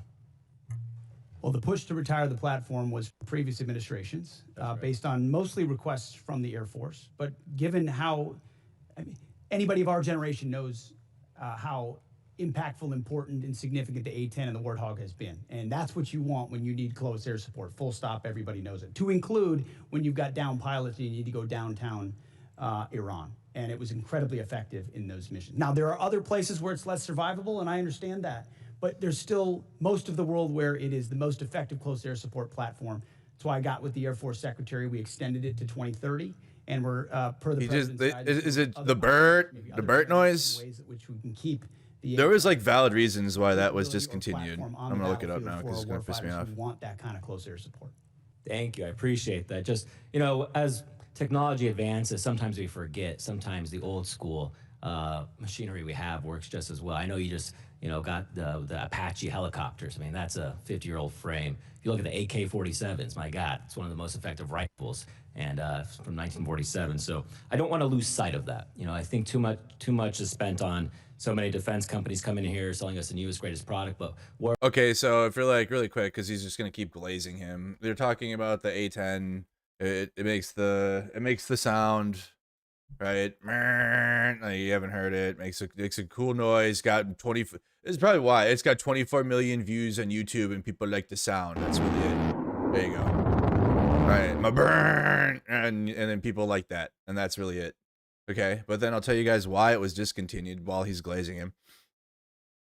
The A-10 was designed during the Cold War to destroy Soviet tanks and support troops relatively permissive in airspace, and obviously it was fine to use it in the War on Terror. We were fighting insurgents, okay? We weren't fighting like in actual conventional military with electronic warfare capabilities, drones, their own air support, and everything else. Like, whatever though. Modern conflicts involve air defenses, like, which again, a lot in the Middle East, like, we weren't fighting that. Like, we completely dominated the entire sky there. Even though it's tough, the flying tank reputation is real. It's good. It is a good piece of equipment against, shit from when your dad grew up and stuff. Like, it can do well. It doesn't have stealth capabilities, advanced sensors, and modern electronic warfare systems against modern surface-to-air missiles. It's also at risk, which again, as we've been watching Russia's invasion of Ukraine, which is where you're going to learn like Russia's capabilities of like what they can fight with, and then China is going to be similar. That A-10 is going to get destroyed, okay, or it's going to get fucked up bad against the actual conventional military.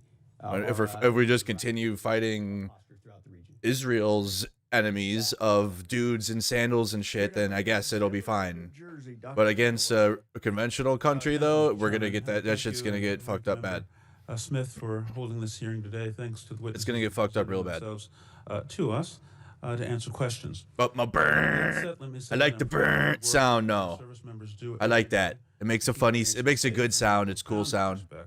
For those who voluntarily put on the uniform to serve and protect our country. The Trump administration's reckless military actions are driving up costs for everyday Americans. This war, as you know, is not supported by a significant majority of the people in this country. The administration has increased military operations around the globe, including strikes in 8 countries, and the war in Iran is costing taxpayers billions of dollars. Estimates are by the time it's over, it could cost $1 trillion. I can validate. To the American people, covered Ukraine for 3 straight years. I know about the Russian military. That the first 6 days of the war cost around. I also had to become a sergeant based upon learning Russian military equipment in the U.S. military. Go fuck yourself. Do push-ups. Without a plan. Holy shit. This conflict. I only served 10 years in the Army. Transparently tell the Congress or the American people what the costs of the war are, and why we are at war, and expects Americans to keep smoking another joint. Bill. I got MAGA in the chat now. Thank you for coming, sir. Given us an incomplete number, and I understand we're in the midst of war, and there's you do have some challenges in that regard. But Congress, I think, my colleagues would have appreciated a more thoroughgoing cost estimate so that we may properly conduct oversight as is our duty. I would agree with my colleague, Ms. Goodlander, about the department sharing the full breakdown of the cost of this war and understanding where every dollar is going. That number does not likely reflect the full costs of war, as you know. There are many estimates out there that say that this war will cost much more than you and the administration are putting before the American people. If you look at our past conflicts, when we went to war in World War I, and this has been mentioned, Wilson went to Congress and called for the American people to help pay for the war Franklin Roosevelt went to Congress, asked for a declaration. The of war. A-10 is like you can use that in Call of Duty Conflicts and Warzone video games now. Budget and are leaving Americans with trillions of dollars in debt. Average Americans are suffering the consequences of this war in Iran, including increased fuel prices in my home state of New Jersey, where gas is now on average $4. While Russia sucks as a country and its military is getting decimated, per gallon. It's got electronic warfare capabilities that prevents the sky from being dominated housing costs by anybody. The people Ukraine has to use their helicopters, and then they just fly it and do like flybys quick. They can't really even keep them in the air long. This war. And that's helicopters. I'm not disputing the fact that the Iranian regime. Ukraine's having to develop drones to change the way that they can fight in the air, and they've been shooting down Russian jets with drones. I mean, they're like, fuck it then. Well, then will you just use drones? Do we negotiate? Sorry, I know what I'm talking about. My bad. Their access to nuclear weapons in a multilateral way that included even Russia in the deal and the agreement that President Obama brought forward, or do we go and try to and engage in a costly war in order to get at those nuclear weapons? I think that's where the principal conflict lies. How do we achieve the same goals? Costly war or through negotiation? And we've seen that apparently there wasn't a plan to deal with the action that Iran had to take, that is to close the Strait of Hormuz, because it's the only thing you can do when you are the weaker country in an asymmetric conflict. Of course, they were going to do that, and I wonder whether or not the president was apprised of this before he took the actions that he has taken. So yes, and they didn't care. Ask this question. And before this, make this comment too. This war is just 60 days so far. And this thought that Americans wish to bear the consequences of increased fuel prices, I don't think is borne out by the fact that, those costs impact people on a weekly basis, bi-weekly basis. Mortgages have to be paid. Groceries have to be bought on a weekly basis. And those gas prices are squeezing the American public. So can you tell us whether or not there was planning to deal with in advance, to deal with the closing of the Strait of Hormuz, given the likely impact on world fuel prices? That will have to be for the record, because, gentlemen's time has expired. Chair now recognizes the ranking member. Too long-winded, bro. Way too long-winded. I want to thank the chairman for. Holy, you didn't even get to answer what you were saying. Both sides, a lot of partisan stuff being thrown around. I think on this committee, we're all trying to serve the men and women who serve us as well as we possibly can. You handled it very well in a difficult time. I appreciate the fairness of that. And yes, we have a lot of issues, but at the end of the day, the Iran war is the biggest issue that we face. And I hope that you gentlemen, would take seriously the concerns we have about where it's going and how it's going to end. Yes, it has not yet lasted as long as Vietnam or World War II, but we're also told it was going to last 4 to 5 weeks when it started. We were given an idea of what the mission has been. It's clearly gone beyond that. We did not contemplate that we would have, the Strait of Hormuz shut down, or that we would have to implement a blockade. So how we get to the result is something we really are going to want to hear from all of you about on a regular basis, and what role the service members who are over there, some 50,000, are going to play in that. And we all agree, Mr. Secretary, that Iran should not have a nuclear weapon. Is this really getting us there? That's the connection we want to see. I mean, you can say, well, we had to start a war to stop the nuclear weapon. That in and of itself doesn't make it true. How is the war and the military action actually stopping that nuclear weapon? How does it put us into a better position? I think that's what we really need to hear, and what we'll have to continue to work on long after this hearing. But I thank our witnesses for coming before us. It is the democratic process. We're all part of a representative democracy. I have never met too many people at the Pentagon who loved coming over and talking to Congress. I get that, but I hope you understand how important and how necessary it is that the people's voices are heard, and we do have an opportunity to question and challenge the decisions that are made by our executive branches. We have a right to do under the Constitution, actually an obligation to do under the Constitution. So look forward to continuing the conversation. I thank the chairman again, and I yield back. I thank the ranking member, and I thank the witnesses. Thank you for your service to our country. Thank you for 6 hours of tough duty, and you've done a great job. I want to end this hearing the way I started it. This is a historic budget request by this administration. We are in unacceptably low levels of spending historically, and this president is meeting the moment with a budget request that meets the requirements that we have to meet if we want to remain at peace. This is about peace through strength. This budget will help us have peace through strength, and I urge my colleagues. What a way they sell it, huh? Pay attention to what we talked about today. This department, I think, is done an admirable job of defending the budget. And with that, but like in Minnesota, when we have a surplus and it's spent on kids and parental leave and, you know, things that actually help the working class, which Governor Walz did do in Minnesota, and Republicans are like, no, we don't have a surplus no more. We do now again, by the way. But we don't have a surplus no more. They spent all the money. Right? And they cry and cry and cry. But when it comes to spending billions and billions and billions of dollars on the military and for Israel, they don't care. All of it. Yes. Yes. Yes, more. What is up with that? Is that the brain? Is the brain like brawn and fucking military and kill them, and instead of like helping and actually like getting to the root cause of the problem and helping people? I don't know. Yo, let's deport them, kill them all, send them back. Yes, more money to Israel. Hell yeah. Genocide, more Palestinians. Please, more. That will make my life better. Yes. Yes. My tax-paying dollars. There it is. And then Republicans are like, oh, hell yeah. Hell yeah, we got this dumbass to vote for us. This historic budget request. Why don't we get any budget requests for the American people? Why is Trump, as he promised, and why these idiots voted for him, why is he not requesting the largest fucking money funding ever to go towards Americans? I don't know. I should just ask that to your MAGA friends or whatever. Why is Trump requesting a historic budget, which he already had the big beautiful bill, right? Which also Republicans are supposed to be against because that's the omnibus, so we don't like those. I like certain buses, but not the omnibus. That's not the bus I rode. I better stop. So Trump, Ukraine was brought up there, and I do have some stuff to cover with Ukraine and others.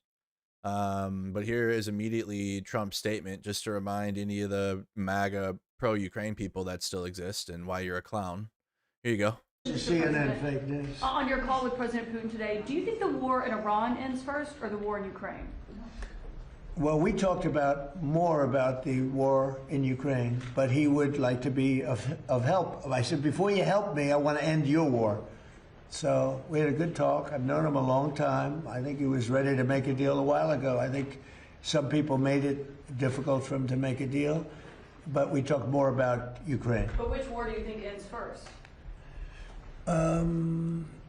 That's an interesting question. You know, coming from you, that's very interesting. Which war would end first? I don't know. Maybe they're on a similar timetable. I think Ukraine, militarily, they're defeated, okay? You wouldn't know that by reading the fake news, but militarily, look, their Navy. So they had 159 ships. Every ship is right now underwater.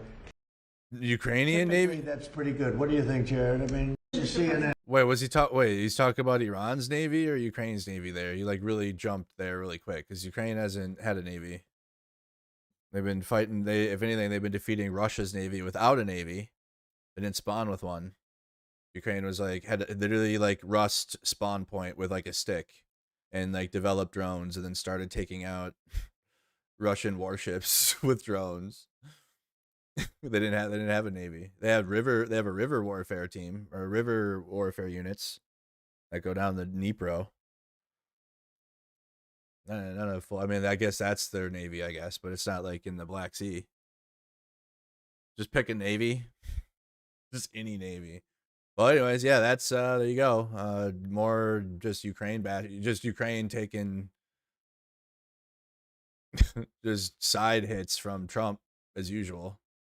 Right wingers can't fathom not be. Oh yeah, I don't care about that. Trump said, "I think Putin would like to see a solution in Ukraine. That is good." Let me see this here. What were the Trump Putin quotes for the day? Here's the clip, I guess. So Trump had another conversation with Vladimir Putin today. He told me he'd like to be involved with the enrichment if he can help us get it. I said I'd much rather have you be involved with ending. So you have the astronauts there, and you got this old bastard. You know what? Nah, you guys have nope. I know I have MAGA hate watchers. You know what the other fact is, Chad? I have MAGA hate watchers, and they watch me for my downfall. It's been 6 years, but anyways, they're waiting for my downfall, and I have to force this to them. This is the only way they'll get it. I'm sorry. It's the only way. They don't watch this otherwise.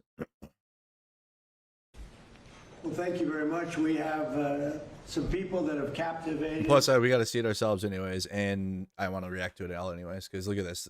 You have the astronauts that went around the moon. The attention of and you have this bastard just dying like, oh, Ukraine and Putin. Not just our country. With his stupid F-47 plane.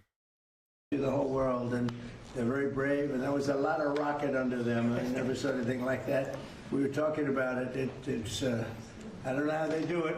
I wouldn't want to do it, but it takes people like this to make our country great. And again, I've never seen anything. Everybody I knew, they wanted to see the launch, and they especially wanted to see a successful landing. And Jared, I want to congratulate you what you've done at NASA. I made a great choice. I don't know. That's yuck to me. So then you congratulate yourself. You name the suit guy at NASA, and then before, okay. What the fuck, bro? This is not even 40 seconds in. There you go. I made a great choice. I did this with Abe Lincoln. He put Abe Lincoln there. I'm consequential like Abe Lincoln. And they put the 47 jets. Put the jets on each side of Abe Lincoln. I'm just like him. Is that his FIFA Peace Prize? Holy shit, bro. Hiding behind his little trophies he's gotten that he's demanded. And then when you have the astronauts that have done something that humans have never done before, which is go around the fucking moon, and you got to thank your suit dork and then also yourself. I couldn't have done it without me. Would have never made it. You people wouldn't even be alive without me. Really. Seen anything? Everybody I knew, they wanted to see the launch, and they especially wanted to see a successful landing. And Jared, I want to congratulate you what you've done at NASA. I made a great choice. And if you have any questions for any of us, feel free to ask. But we're very proud of these people. They have unbelievable courage, unbelievable. A lot of other things too, by the way. To get in there, you have to be very smart. Have to do a lot of things physically good. So I would have had no trouble making it physically very, very good. Is that it's hard? Are you joking, or it's hard to tell at this point? He's probably being dead serious at this point. Maybe a little bit of a problem. I don't know. Sure, we'll have to try it sometime. Is a president allowed to go up in one of these missions? We can get working. Me. More. Hey, do you guys like me? Hey, have you thought about how I could get my fat ass up into space? Let's figure it out. Yeah, actually, no. Good idea. Best idea Trump has proposed. I support this. Holy shit, I support something Trump suggested. There you go. Fair and balanced. Send his ass all the way into space. Send him on the Mars mission with Elon. Do it. Yes, they can go up and rule the galaxy. I don't give a fuck. We'd have no problem, right? Good. Yes. Yes, send him immediately. I support this. I support something Trump said today. Wow. We'll have to try it. Yes. Congratulations very much. And by the way, the families are over here, beautiful families, and they're in the Oval Office, and they walked in, they said, wow, the Oval Office. Wow. Everybody likes the Oval Wow. The Oval Office. You guys like my Oval Office? Wow. And he put himself between Abe Lincoln and Benjamin Franklin. And they added that, they put those, so the desk isn't enough. You need those two side. What the fuck? So you have to go so you only have that little, whatever, dude.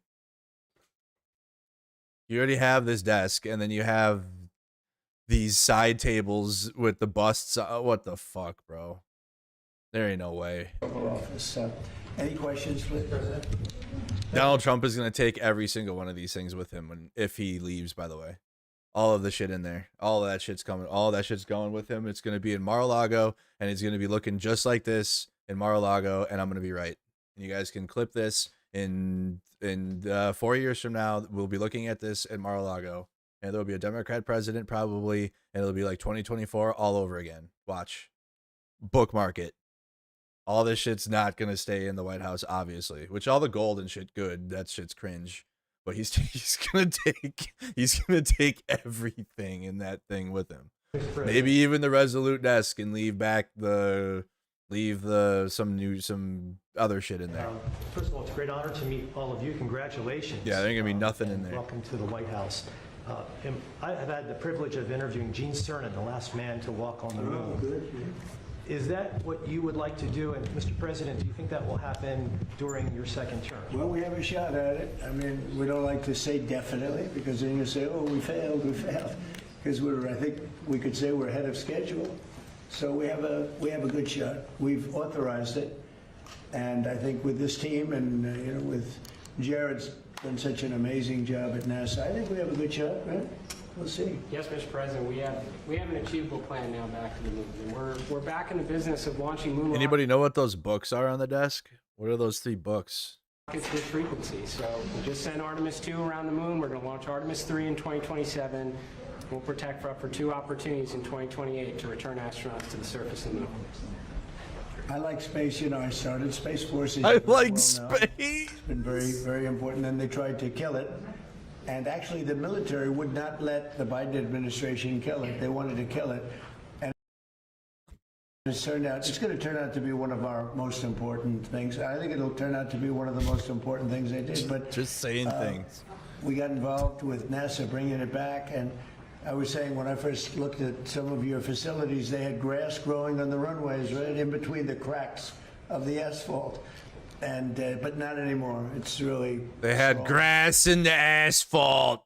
The grass and the asphalt was growing. You know what they do? One of the things they do that's so important is for our military offense and defense.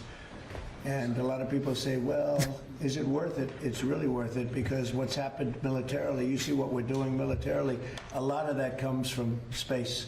So it's been pretty great. I'm big on space. I'm a space guy.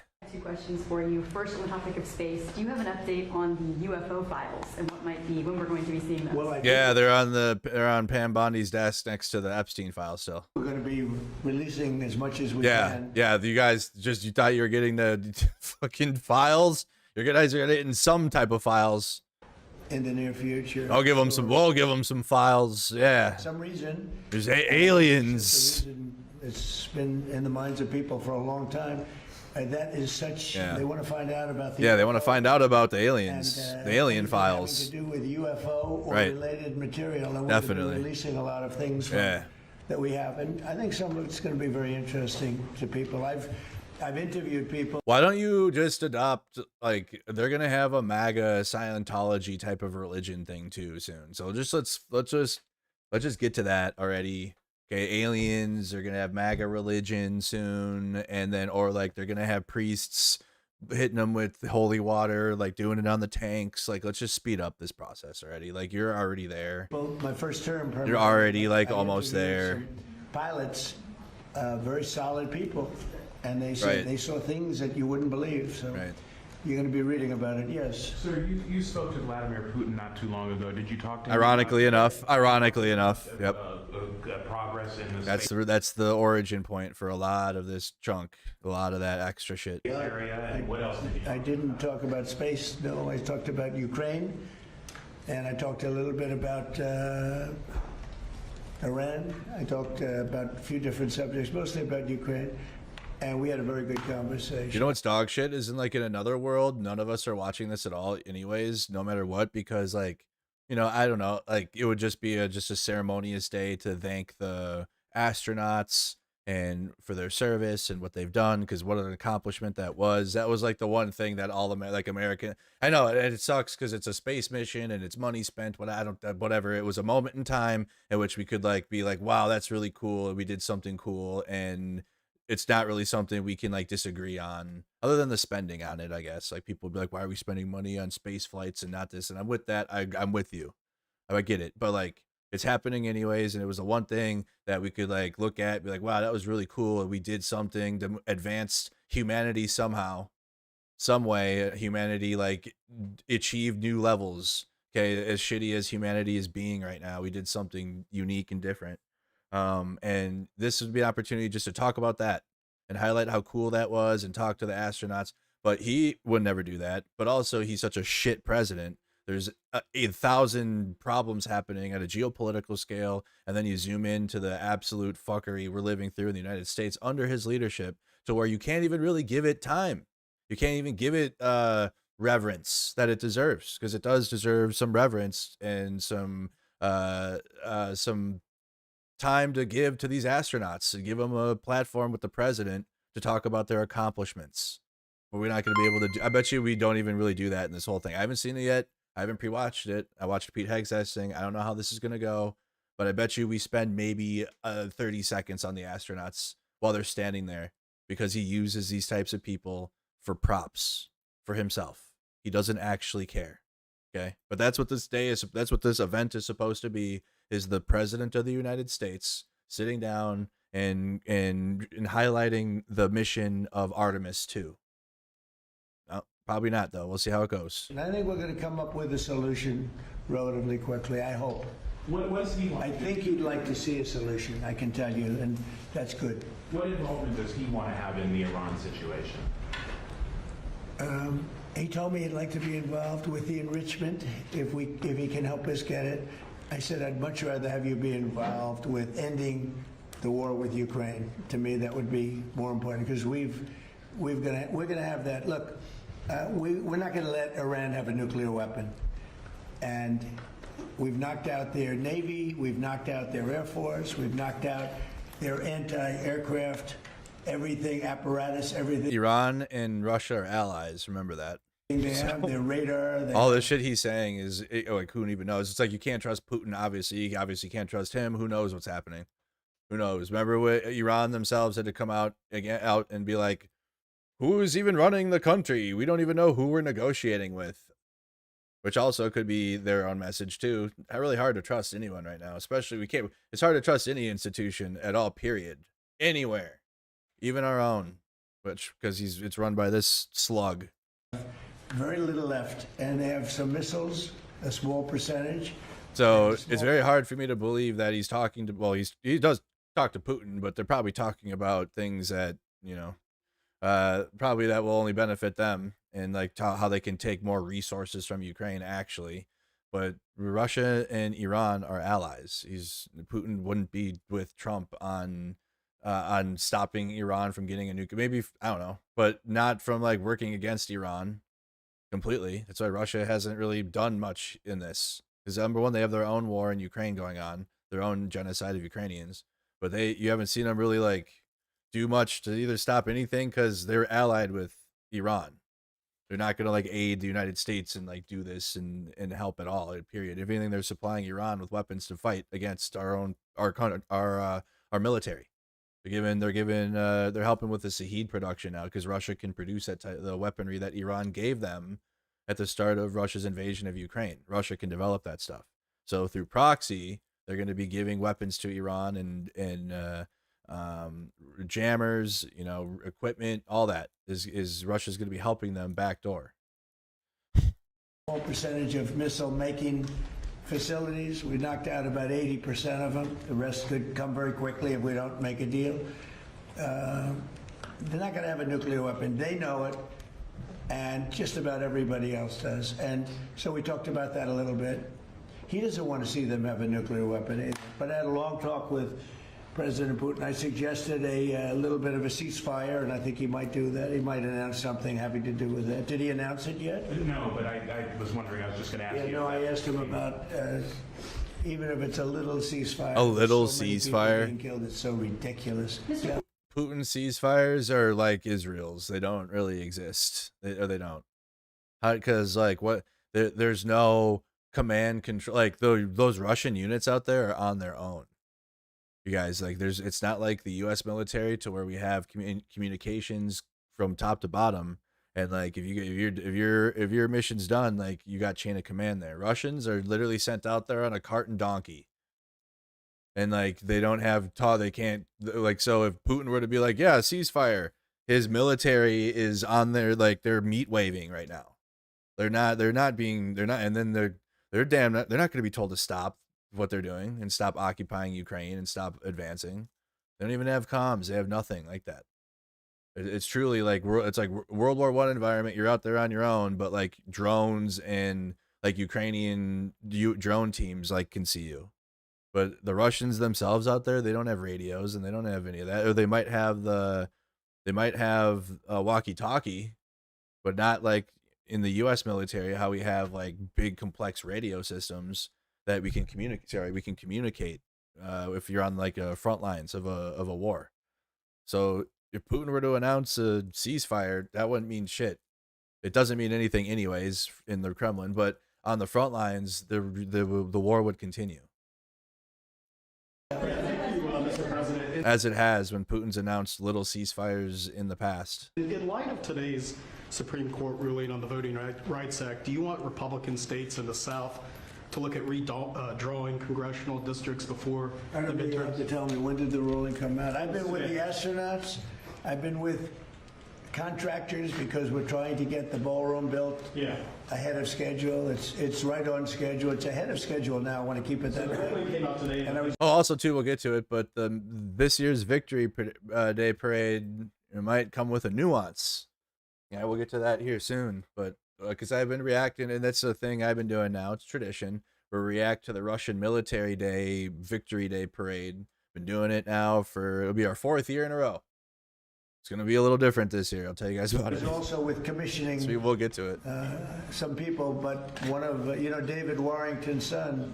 I don't know, you know David. Everybody knows David. He's got this incredible son. So he was just sworn in. So we had other things. Tell me about what happened. Well, some think that the ruling could create more Republican-held congressional seats in the South. That's good. Yeah, that's the kind of ruling I like. When did that happen? I like rulings that give Republicans stuff. Hell yeah. Ruled on it this morning. Really? Is that right? You tell me about the ruling. Well, I have a question. This is CNN fake news. On your call.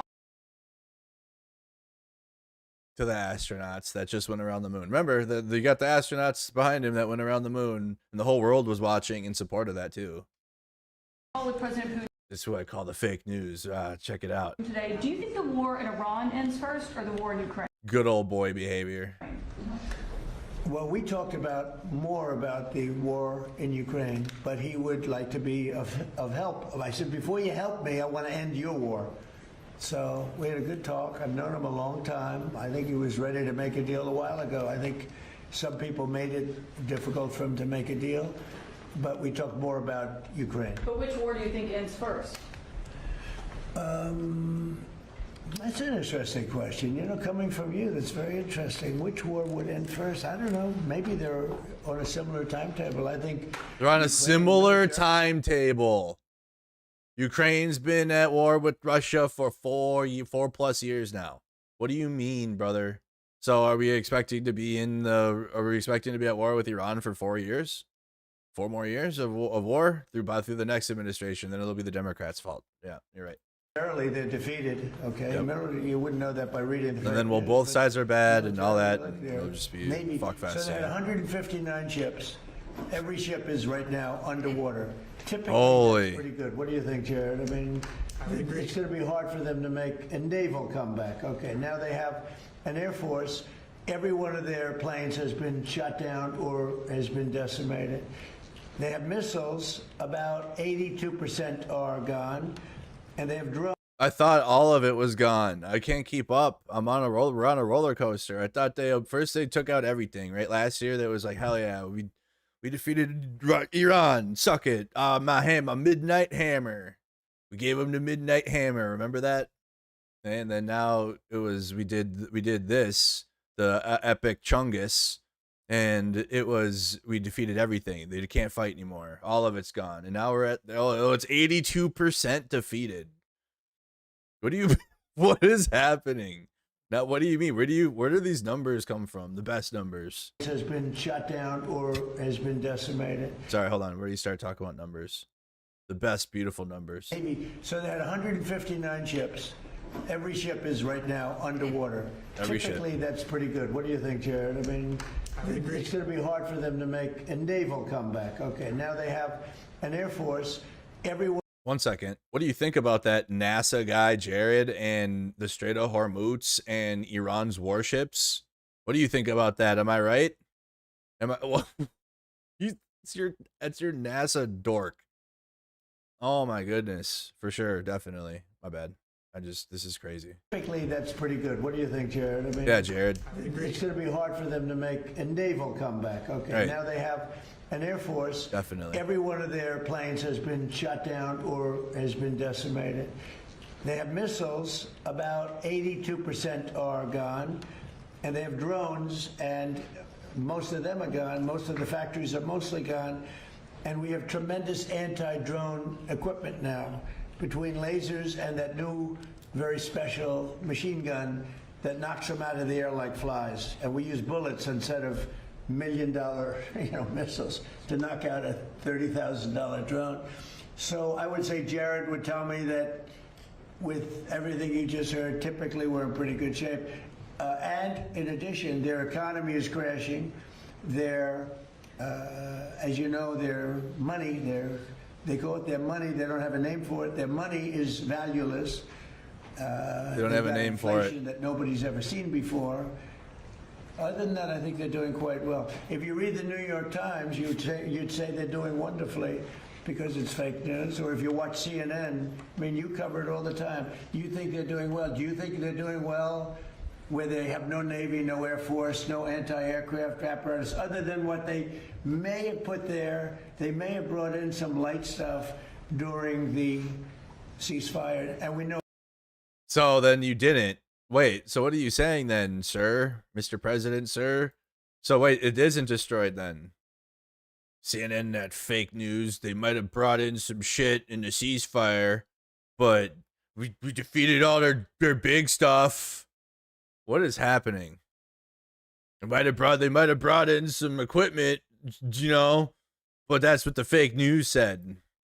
If the fake news didn't report it, nobody would know. And I think they're doing quite well. If you read the New York Times, you'd say they're doing wonderfully because it's fake news. Or if you watch CNN, I mean, you cover it all the time. You think they're doing well. Do you think they're doing well where they have no Navy, no Air Force, no anti-aircraft apparatus, other than what they may have put there? They may have brought in some light stuff during the ceasefire, and we know exactly where it is, so it'll be knocked out. He's literally got orange goo on his face. Look at the rest of his because his hair is thinning now significantly, so you can literally see the color change so easily. He doesn't do it on his ears or I don't know, in the balding areas. It's literally just oh my God, brother. Within the first 15 minutes. You're about Holy to fuck. Mr. President. Thank you very much. It's so gross. Supreme Court ruling on the Voting Rights Act. I know you said you haven't seen it. When did it come out? Just now? No, it came out this morning, but basically very much narrows the Voting Rights Act. Was it considered a win for who? A win for Republicans. I love it. But my question... This is a very good... We can end this news conference right now. I want to read it.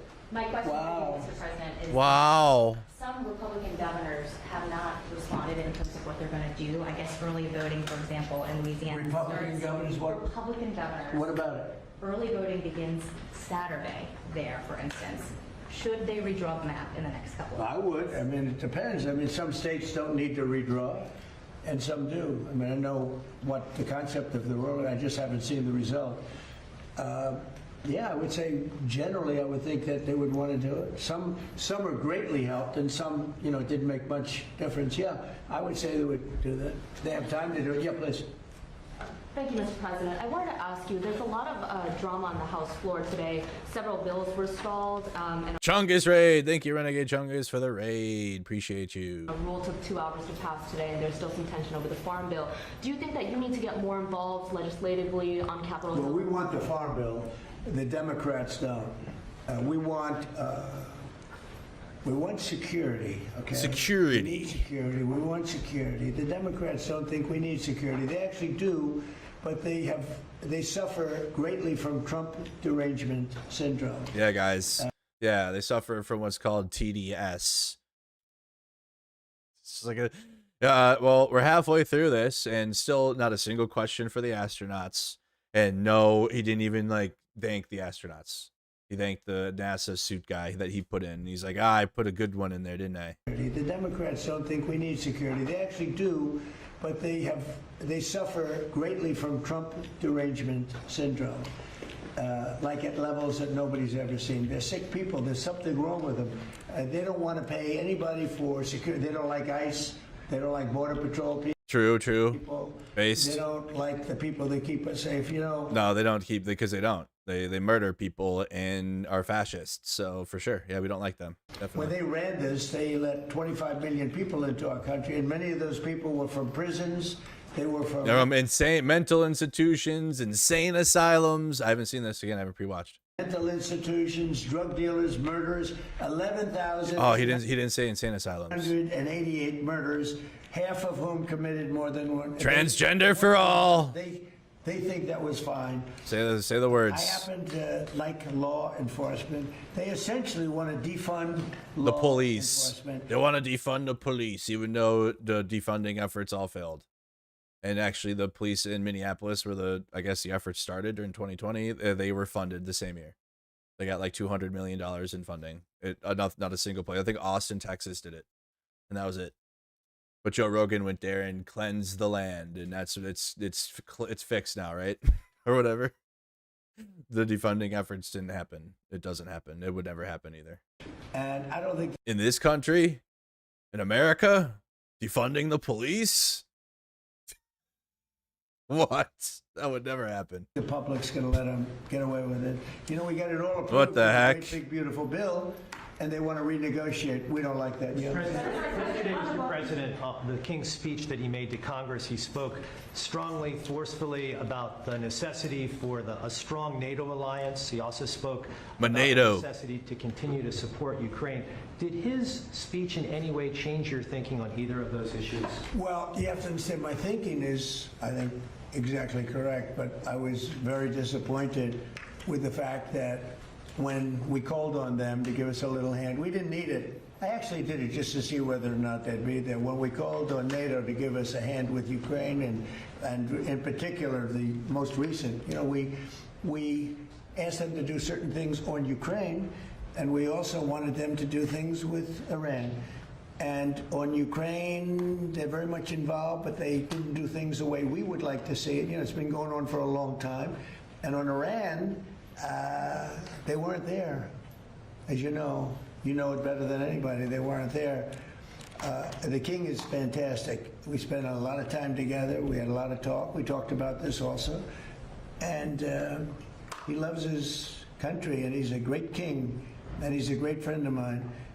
And I think if he were doing that, if that were up to him, he would have probably helped us with Iran.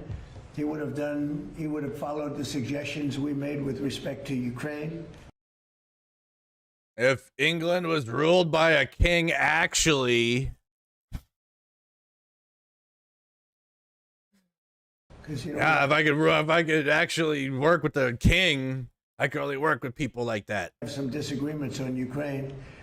And these leaders and their constituents, not having to do with NATO so much as European countries, but no, he's coming back tomorrow.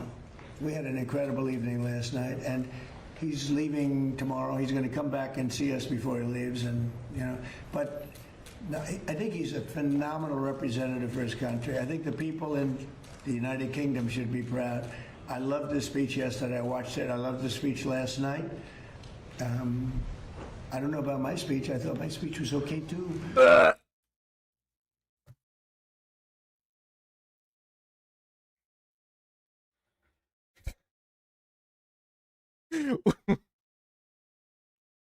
Yo. Wow. What about my speech? What about me? What the hell? What about what I said? I thought I was pretty good too. Oh my god. Holy shit. This is why MAGA is like that.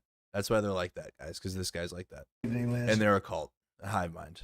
And he's leaving tomorrow. He's going to come back and see us before he leaves. And, you know, but no, I think he's a phenomenal representative for his country. I think the people in the United Kingdom should be proud. I loved the speech yesterday. I watched it. I loved the speech last night. Also, I would love to ask Trump, the reporter should ask Trump, when was NATO formed? Why was NATO formed? I don't know about my speech. I thought my speech was okay too, but I thought he was. I think he's an unbelievable king, and by the way, an unbelievable queen. They are a great couple. Mr. President, this morning, we were talking about how busy you were this morning. James Comey was in court. He self-surrendered. Yeah, I don't like him. A second time. Good. This time over a good. social media post with seashells that said 8647. Do you really think that he was endangering your life or threatening your life with that? Well, if anybody knows anything about crime, it's me. They know 86. You know what 86? It's a mob term for kill. It's a mob term. Kill him. Or kill him. You ever see the movies? 86 'em. 86 'em. You see the movies? Which one? Is that a quote? Where do they say that? 86 'em. What movie? What mob movie quote? Should we look it up? Mob. Which one? Mob movie quote. 86 'em. Like which one? Rick and Morty.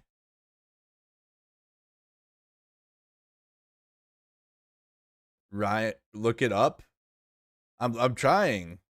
The only time I've ever heard 86th is when you're getting 86th from a club or a bar and you're kicked out and can't go back. That's it. And people get 86 from bars. And if they show their ID, that means they're on the banned list. They can't go in. That's it. It's the only time. So restaurants can't use 86th for people anymore. Bars can't use that term anymore, I guess. Are we canceling words, MAGA, that we don't... We're canceling... What's crazy is, like, you know, the left was like, hey, we shouldn't say the N word. Hey, we probably shouldn't say the R word. You know what I mean? This is a number, okay? Like, you're trying to cancel numbers. We're canceling numbers. I don't know, man. But both sides are extreme, for sure, definitely.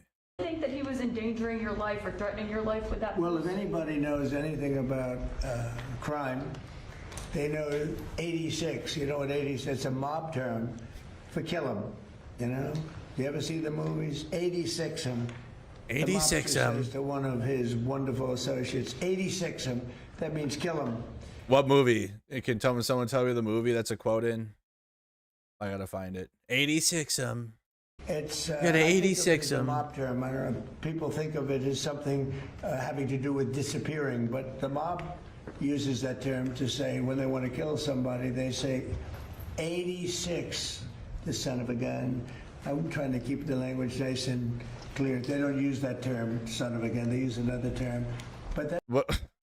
You have no problem swearing when you want to. It's a mob term for kill him. Yeah. But do you really think your life was in danger? Probably. I don't know. You know, based on what I'm seeing out there, yeah, the people like Comey have created tremendous danger, I think, for politicians and others. Comey is a dirty cop. He's a very dirty cop. He cheated on the elections. He tried to help Hillary Clinton, as you. Chat, I'm not finding 86 in a movie. I don't know, like I'm looking for movie quotes. Maybe I need to expand, but I'm not finding 86 in a mob movie. I've watched many of them. I would know. I know most of the quotes from most mob movies. 86 was not it. It's not there. You know, he dismissed a lot of things that he should have proceeded with. I wasn't involved, but he should have proceeded with.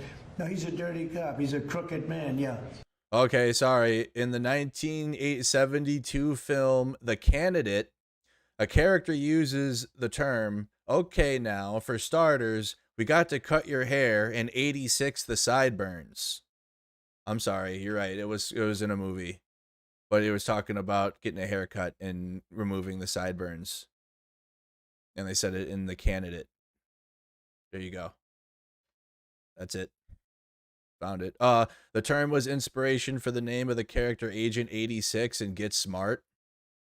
Okay.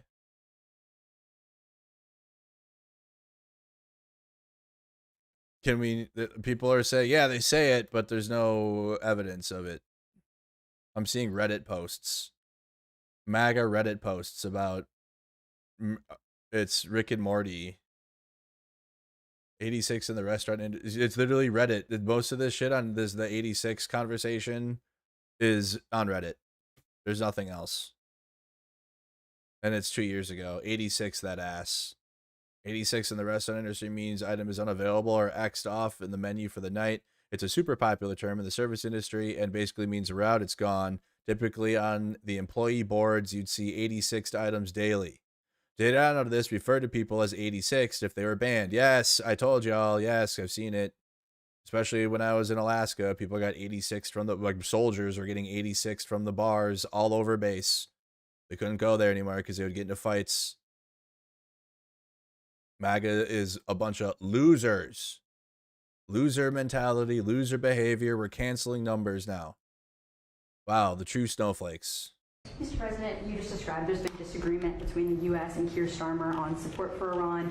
Did your visit with the king smooth that over or create any warmth? My visit with the king really was it was extraordinary. I mean, he's an extraordinary man. He's an extraordinary person. And yeah, it helps from the standpoint that, you know, when you like the king of a country so much, it probably helps your relationship with the prime minister. But, you know, in that case, the prime minister, I said, do you want to send a little help? He said, no, we'll send it after you win the war. I said, that's not good. That's not good. What do you think of that, Jared? Sending help after we win the war? I don't know. Some of that bothers me. I don't want to get you guys involved, but I can imagine what you're thinking. The United Arab Emirates, the UAE, they pulled out of OPEC. Yeah, what do you think about that? I think it's great. I mean, I think it's great. Look, I know him very well, Mohammed, and very smart. And he probably maybe wants to go his own way. That's a good thing. I think ultimately it's a good thing for getting the price of gas down, getting oil down, getting everything down. They have it all. He's a great leader, actually. So no, I'm okay. They're having some problems in OPEC. Mr. President, problems in OPEC. Passed a hurdle today. The Senate Banking Committee confirmed his nomination. It will go to the Senate floor. He'll be on the Fed in mid-May. Is it your expectation that he can persuade the other Fed governors to lower interest rates? Well, we'll see. I mean, they should recently, because it's a good time to lower them. We're the most prime country anywhere in the world. We're right now having investments made in our country at a level that nobody's ever seen. No other country's ever seen it. Tens of billions of dollars are being invested. Factories, auto plants, AI. I mean, not just AI, because AI is, we're leading China by a lot in AI, as you know. I'm letting them build their own electric plants. They're building them, otherwise you could never do it. It was a concept that I came up with. I'm very proud of it. And by the way, they're building electric plants that people in the utility industry have never seen before. They're saying, man, that's incredible. So they're building these massive buildings that cost billions of dollars, and they're building their own electric plants, so they're not taking from a source or the old grid, you know, an old grid that would be able to do it. No, we're leading with everything, but in the history of our beautiful world, there's never been a country that has so much money being invested in it as us.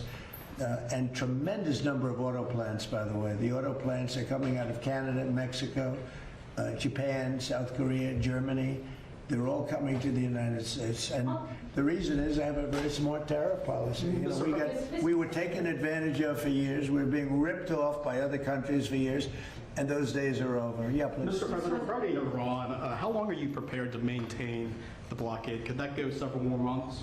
Well, the blockade is genius, okay? The blockade has been 100% foolproof. It shows how good our Navy is. I can tell you that. Nobody's going to play games. We have the greatest military in the world, and I built much of it during my first term, and we've been building it since. And the greatest anywhere in the world, nobody even close. And you see that whether it's Venezuela, and they have a good military in Venezuela, but it was over in one day. It was actually over in about 48 minutes. Iran, the same thing. I mean, militarily, we've wiped them out. They have no military left. It's all the Navy's at the bottom of the sea. The Air Force is never going to fly again. We've got an amazing military. Now they have to cry uncle. That's all they have to do. Just say. So when all of the Iranian military still exists, and they'll just blame Democrats, and they'll say this because the Democrats weren't supportive of us, and NATO didn't support anything, and we could have obliterated them, but they didn't help, and then it'll just be new cope, even though they're actively saying that it's all destroyed. We give up. We give up. But their economy is really in trouble. So it's a dead economy. They cried uncle. Economic fury and the blockade get Iran to nuclear talks fast enough, or do you think another wave of strikes will be necessary? I don't know. It depends. We have talks. We're having talks with them now, and we're not flying anymore with 18-hour flights every time we want to see a piece of paper. We're doing it telephonically, and it's very nice. I make a call, or I have my people make a call, and you know the answer. I always like face-to-face. I consider it better. But when you have to fly 18 hours every time you want to have a meeting, and you know what the meeting's all about, and you know they're going to give you a piece of paper that you don't like before you even leave. It's ridiculous. They've come a long way. The question is whether or not they're going to go far enough. So at this moment, there will never be a deal unless they agree that there will be no nuclear weapons.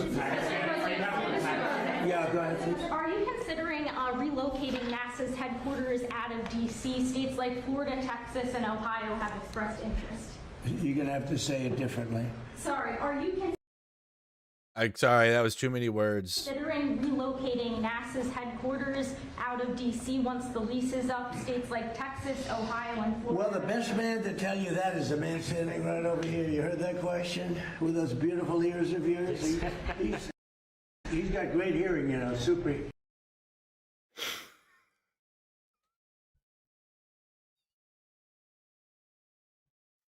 Boy's got some active sonar on his. Boy's got big ears. He's got great hearing, super. He's got super hearing. Trick of the trade, sir.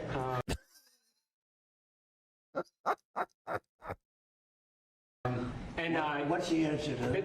I think the answer to that is we have 10 amazing centers around the country that all kind of bubble up to contribute to the mission we're able to undertake, like Artemis II. I think in terms of the headquarters, we have a lot of people very interested in our mission. So being here in D.C. gives us the opportunity to kind of interact from all our stakeholders, make sure we make the right decisions for the nation. Yeah, D.C. is an advantage, I guess. Thanks, Radar. We've got to see some senators, make sure they keep going, right? Yes, Mr. President. Yeah, probably staying around. You and those big ears here.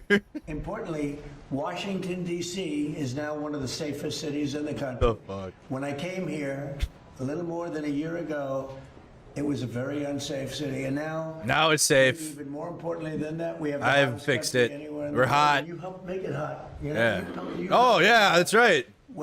Yeah, we have astronauts behind me. A year and a half ago, and I say it a lot, the king of Saudi Arabia, but others also, the king? of Saudi Arabia said, Mr. President, a year and a half ago. He really likes listening to kings. He likes the King of England. He likes the Saudi king. Crazy.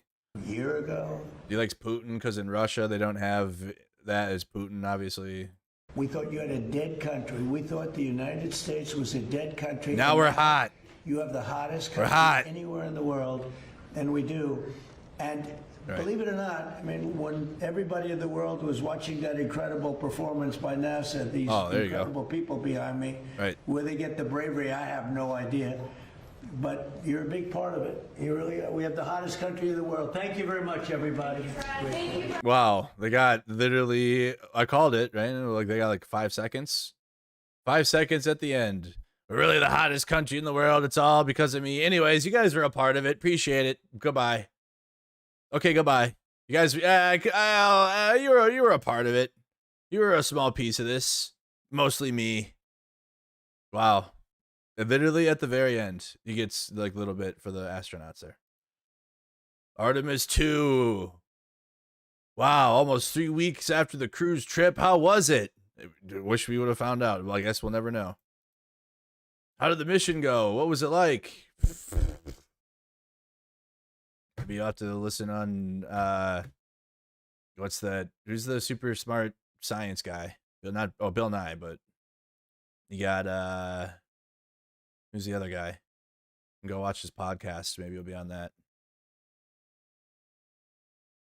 What the heck? You had the Supreme Court news today. Supreme Court in Louisiana. Supreme Court. I think I just typed Supreme Court. Should come up. Supreme Court ruling weakens a key tool of the Voting Rights Act.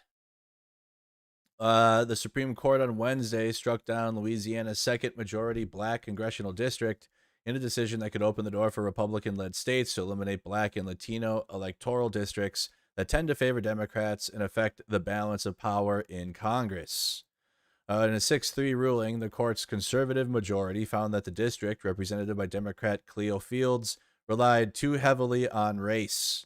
Chief Justice John Roberts had described the district as a snake that stretches more than 200 miles to link parts of Shreveport, Alexandria, Lafayette, and Baton Rouge areas. The Reverend Al Sharpton, president of the National Action Network, called the decision a bullet in the heart of the voting rights movement. So what to know? The Voting Rights Act was a 1965 Voting Rights Act, the centerpiece legislation of the civil rights movement, succeeded in opening the ballot box to black Americans and reducing persistent racial discrimination in voting.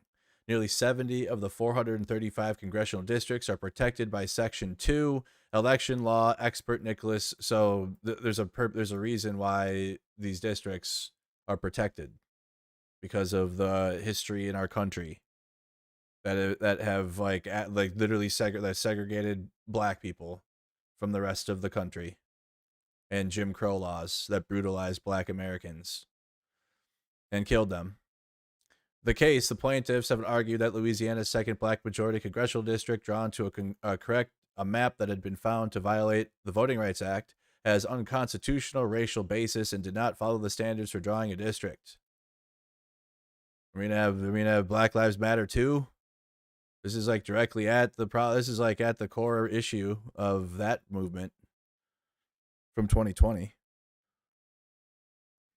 It's unclear how much is left of the provision known as Section 2, but the ruling could open the door for Republican-led states to eliminate black and Latino electoral districts that tend to favor Democrats and affect the balance of power in Congress. Trump has touched off a nationwide redistricting battle to boost Republican chances because they're so scared. And again, gerrymandering is bad, and Democrats introduced legislature while Biden was president to end gerrymandering. Actually did it. Fact, they did that. It got shot down, and Republicans are going to gerrymander anyways. So the Democrats, if they don't respond and do it in kind, you're going to have nothing but gerrymandered Republican districts from the administration and from red states. So they got to respond. It is what it is. They tried. They did. I was paying attention during Biden, actually, and that legislation got turned down.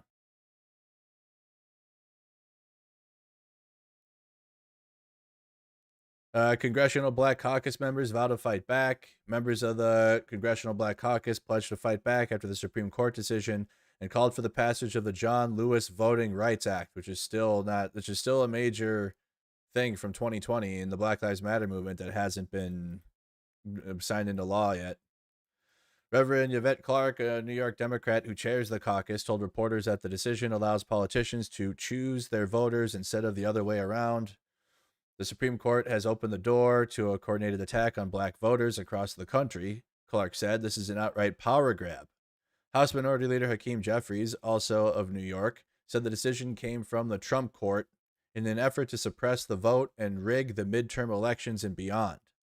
At this moment in time, we're urging everyone to summon the courage, the character, and conviction of those heroes like John Lewis and Rosa Parks, and so many others upon whose shoulders we stand.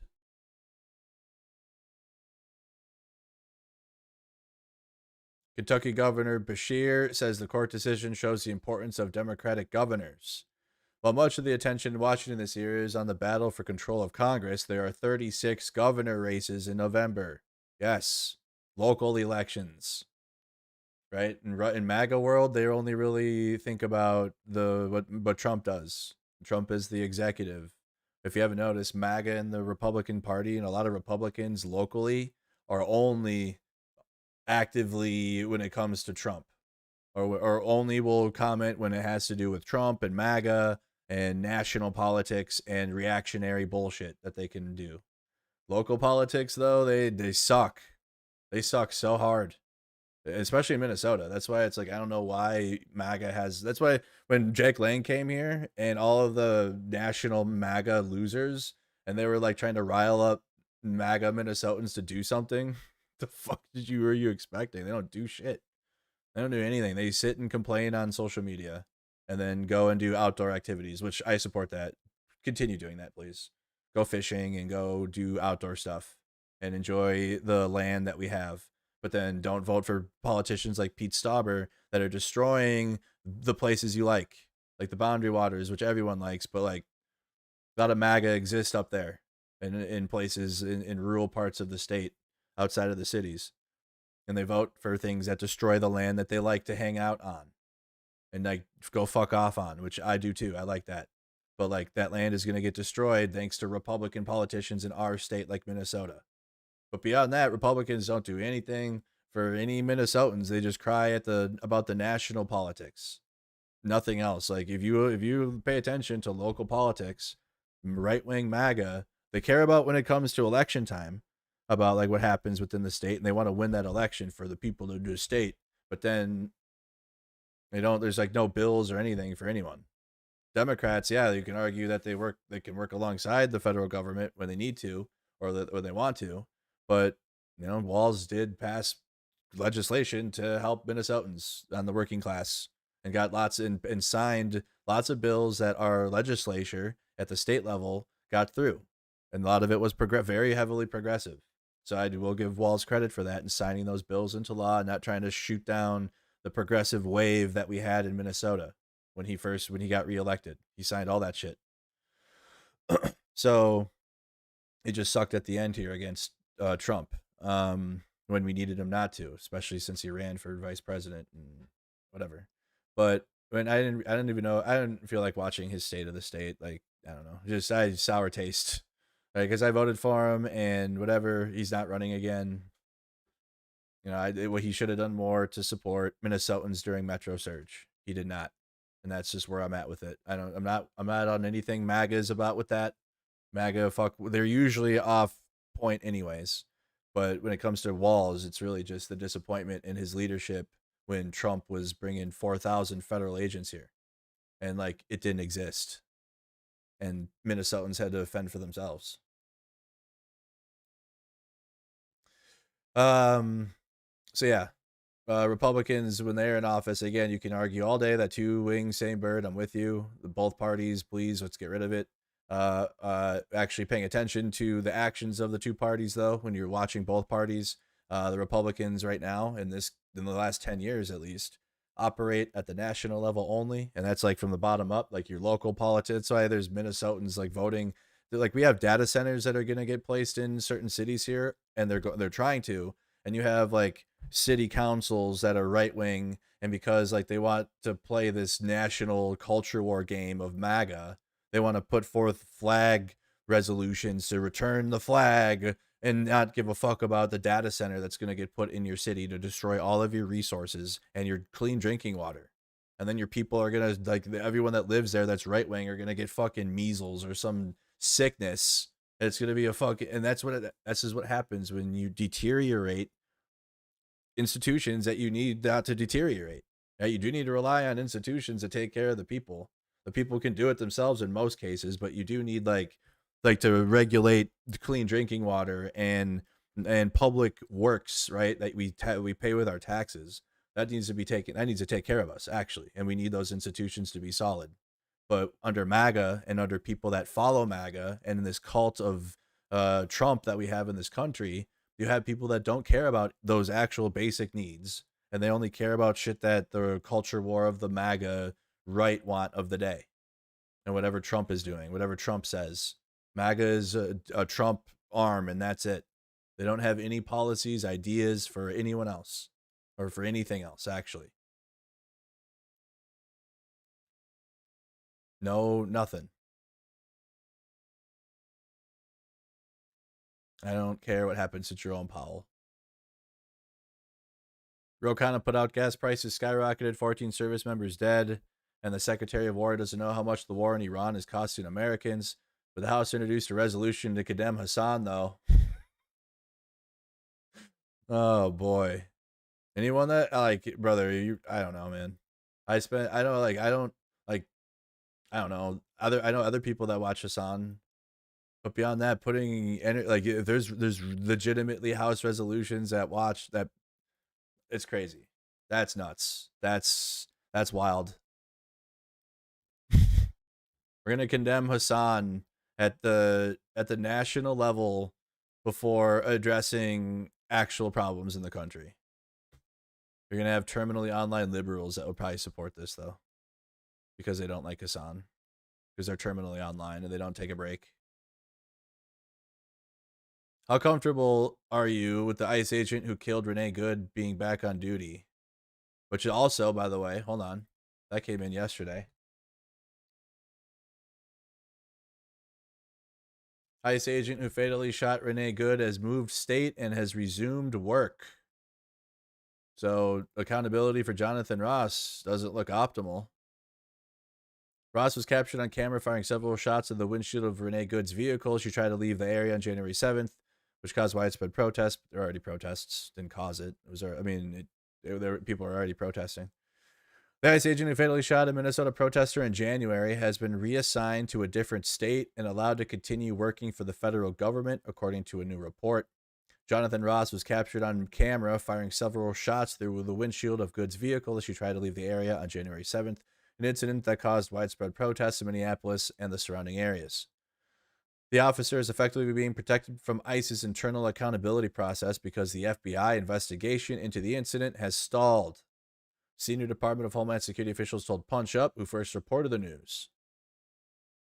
The Independent has contacted the Department of Homeland Security for comment after the reports. Shortly after Good's death, reports emerged that the Trump administration had allegedly opened and then terminated a civil rights investigation into Ross's response on the incident. They're covering it up. An initial review determined that there were sufficient grounds to investigate him, according to the Washington Post, though the investigation appears to have been abandoned shortly after. The FBI said a later statement that such decisions were not made by the FBI. The FBI still continues to pursue evidence in this case with our federal partners. So are we going to have separation of the federal agencies now? Then who you're going to trust? Because that was why they brought them all together. But now you're going to have fractures between the federal agencies now. Oh boy. And then you have the American people that don't trust any of them. This is going to be fun. FBI still continues to pursue evidence in this case with our federal partners investigating the shooting incident as well as the ongoing violent criminal actors and their funding sources.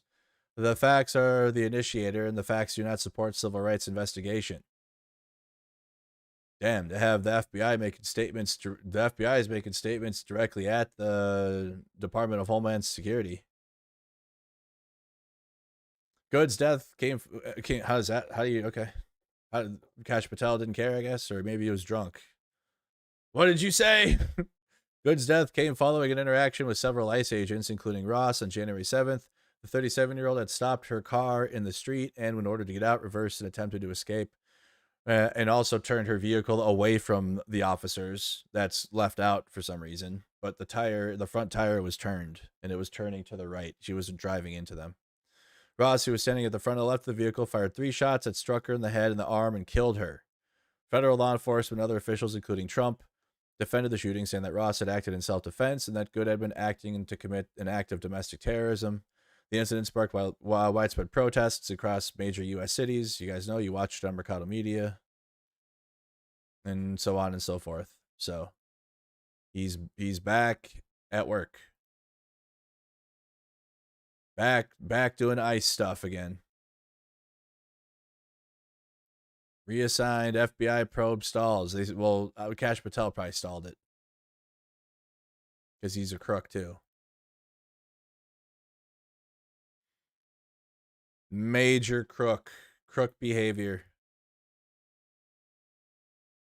So here's a politician being asked, Hickenlooper, about it. Senator, what do you make of Donald Trump putting his face now on the passports for the United States? It's just another step in his, continuing proclamations of his. Forgot about that too. Yep. Trump passports. So, U.S. to issue commemorative passports with Trump's picture. So make sure you don't get your passport this year. We gotta wait. So if you're gonna get your passport for 250th birthday, you'll have Trump's picture on it.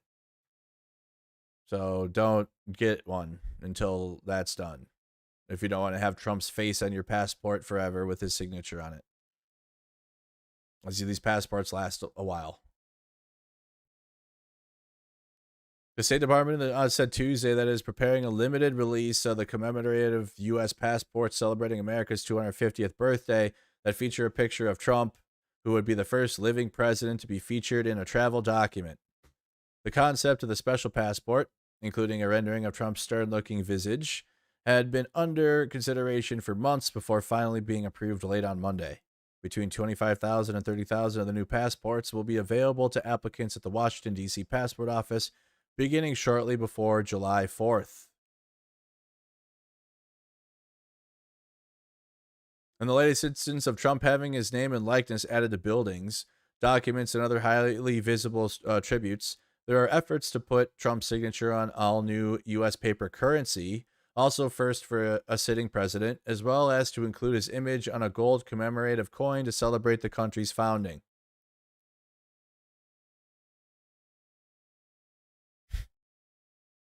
The commemorative passport will be the default document for people applying in person at the Washington office, although those who want the standard passport will be able to get one. Okay, you can get this. So MAGA will be lining up at the door.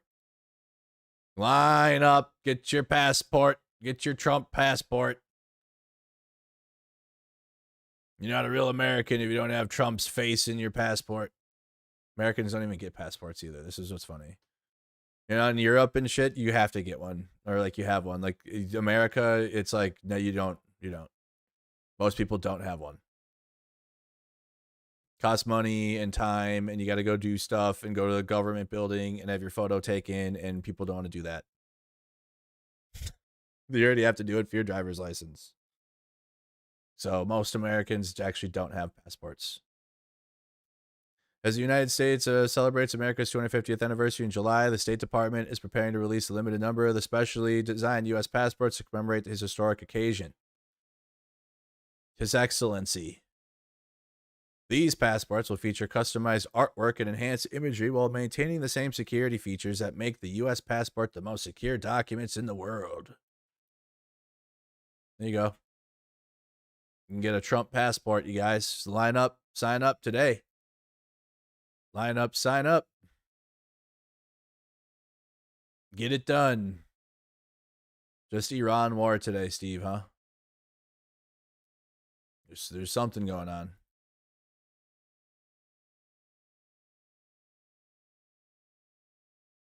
Something happening with it. Anything else I'm missing locally from American news? They're visiting the 9/11 memorial. The king and the queen.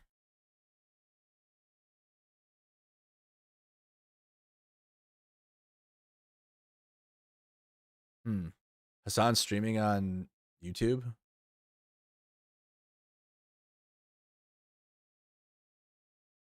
We do have a Twitch platform too, by the way, if you guys would like to. All right, I don't think, is there anything else from U.S. news I think I might have missed? I want to get to Ukraine. Oh, yeah, I forgot. Almost forgot about Oh yeah, I forgot some stuff. We'll get to Ukraine, Israel. Okay, so Erica Kirk made an appearance today. She's the new leader of MAGA youth. It's not going well. I don't know what this outfit is, but this is what she chose, and I'm scared already. Okay, 9 minutes of Erica Kirk. May Charlie be received into the merciful arms of Jesus, our loving Savior. You Trump or who? Like, which one? I want MAGA to know that Jesus and the Christian God that you worship are not hearing a fucking thing you're saying. I want you to know that. I know you MAGA hate watchers. God is not listening to you. He's not. He doesn't hear your words. It seems to me that oh boy, nothing will ever be enough for the evil in this world. I'm scared. Our country has become unrecognizable. These people have perverted the truth to the point that they motivated the murder of my husband. They have continuously tried to assassinate the president, and anyone who stands in their way is labeled hateful, racist, fascist, and every other trigger word that is grossly dishonest. Trigger words? Are you triggered? Oh my God. The right wing became the left of like the mid 2010s. But like, you know, the thing is about the left from that era is it was like on social media. That's the facts. The facts is people on the left are like that on social media apps, not in the government. The government was not behaving like that. It wasn't. It was like the war on terror still, full neoconservatism, bombing of all Middle Eastern countries still. We were still in the Middle East fighting the war on terror. But the culture war of the country was so fucking stupid, and it was all around.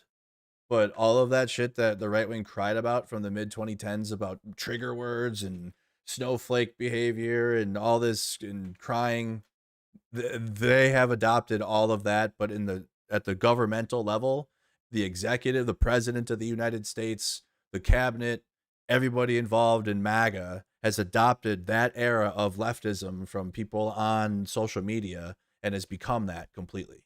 They have become the very thing that they claim to hate from 10 years ago. Wicked. Trigger words. I'm triggered by fascist and racist. Really?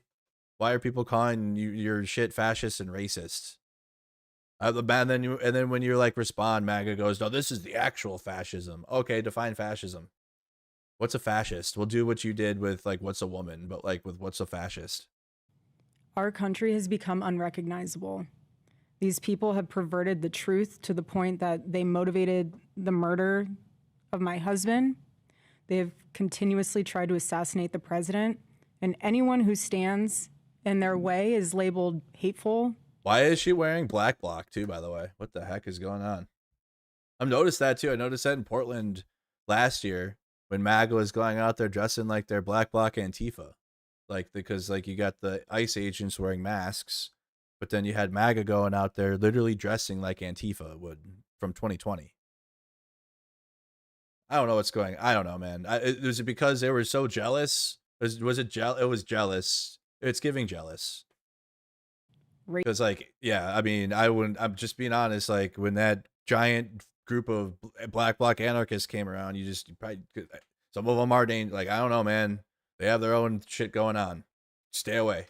I don't want to be anywhere near them. Okay. It's dangerous stuff when the black bloc anarchists come around.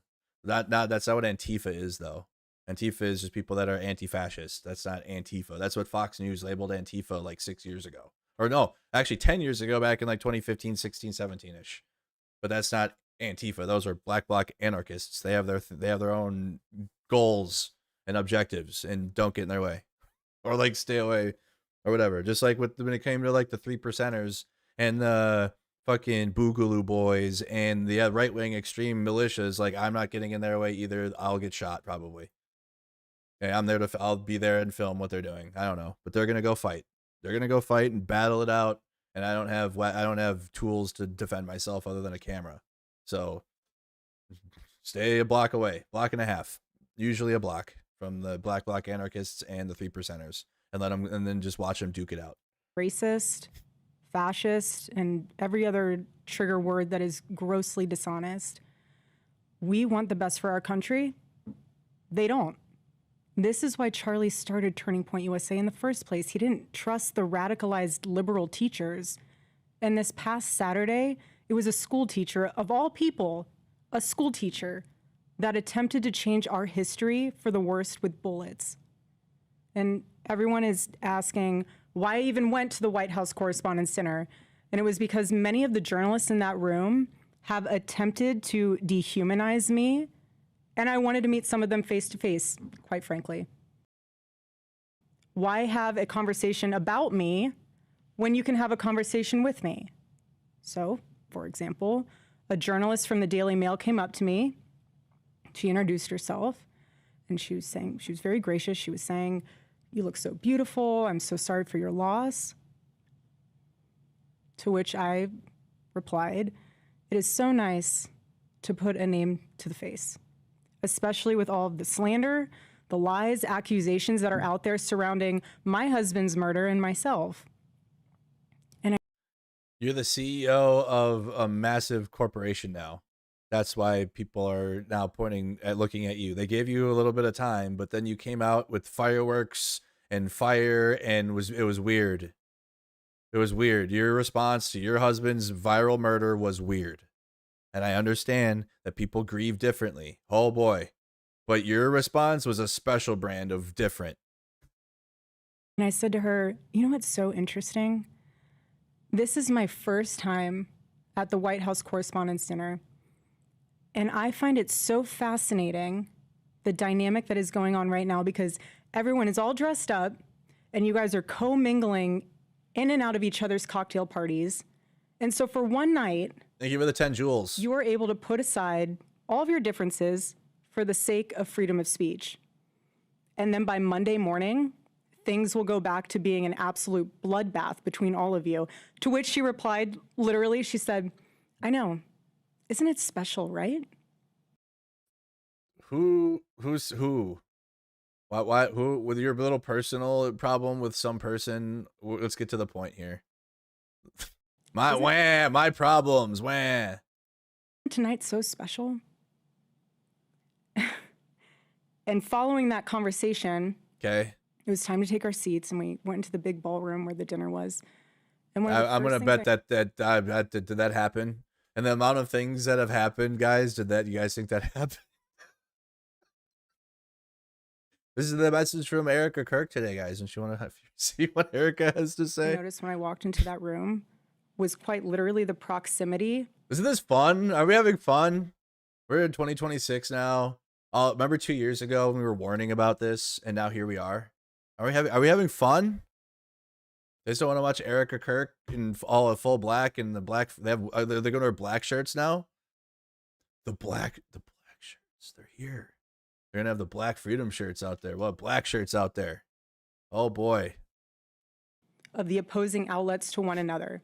So you have one table here that's Politico, and another table here that's Fox, and another table here that's WAPO, and you're all crammed together, elbow to elbow.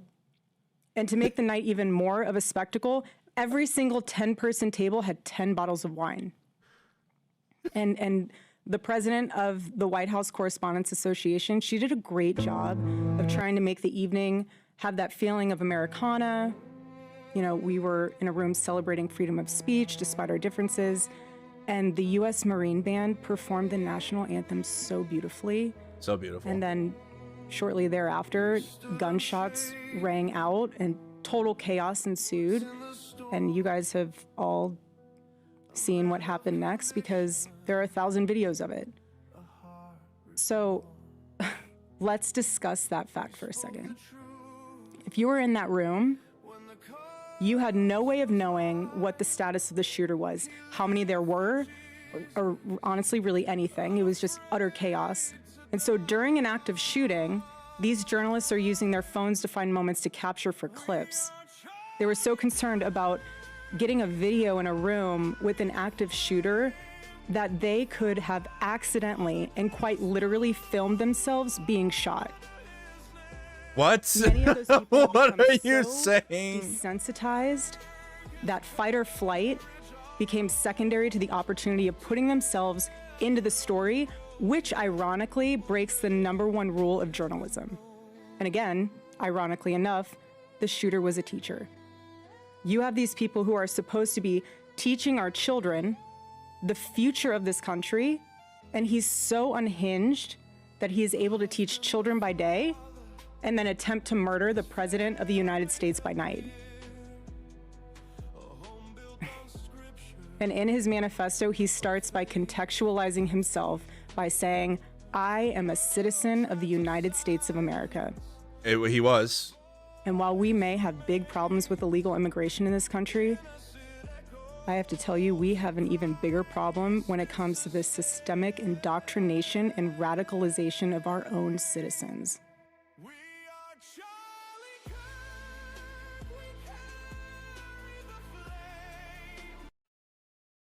Kind of carrying, what flame is that, Erica?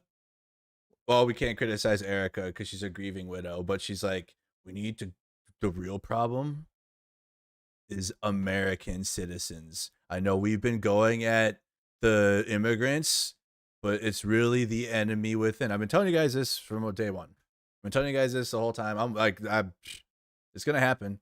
ICE and all of that, while definitely was directed at the immigrants, that was practice.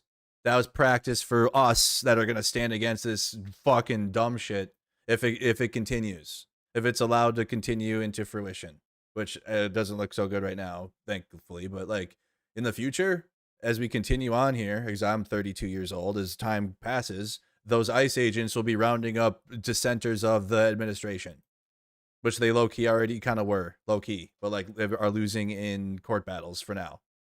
If the right wing is able to continue this, which they're getting money and funding and only more people are on board. Not right now. They're falling off of MAGA, but I'm worried about the next if the country doesn't take a serious direction turn and it can't return to a status quo. We can't go like people need to be held accountable immediately, jail time, and then reversal of many Trump, all the executive orders, just delete all of them to make it so you can't just, legislation needs to be passed so the president can't just put executive orders down. It needs to be bipartisan. But that needs to change. It needs to be presidential executive authority reform. The tariff policies should never can't use tariffs for as weapons again, because that destroyed small businesses. The president's powers when it comes to launching a war needs to be reduced significantly. Like this can't happen. We need to no more aid to Israel. That needs to be cut off completely. No, point blank period. Not a cent to Israel. Nothing. And also, we need significant working class policies that are going to help with minimum wage. They're going to help with health care. They're going to help with the roads. That the construction companies can't spend 2 years, 3 years on a fucking road. We need like the city and the state to step in and like and get that thing going. It was 35W took 20 years in Minnesota. That shouldn't be a thing. We spend so much money on wars, and it takes decades to rebuild a bridge, brother, in the United States. What the fuck? Right? So that needs to we need to have an absolute transparent, like an absolute flip reversal in this country, or all of what you're seeing right now under Trump, which is very scary and dark times and everything, it's going to be really bad. And they're going to come for all of us that are standing against the right-wing person at the time, because Trump has limited time left. He's old. They'll build statues of him. We'll tear him down. It's fine. But they'll build statues, all that, whatever. But the next right-wing figurehead will likely not be like a Trump type of person. They'll be more focused like what Stephen Miller wants. Because Stephen Miller is obviously, like, you can see videos of Stephen Miller when Trump is rambling, even looking like Fauci. Because Stephen Miller wants more Nazi shit and fascism, and Trump cares about who hurts him personally. And when you get a right-winger fascist in there, which they all kind of are going to be like a Trump, because that's the type of person you need to do this. But if you can have it be more focused and directed, and actually more mass deportations, but then also label who you're labeling communists or Antifa, they have to be rounded up too. And that's what's going to happen if this and what you're seeing out of Erica Kirk and this right-wing Nazi shit that is kind of fizzling out right now, and it truthfully is.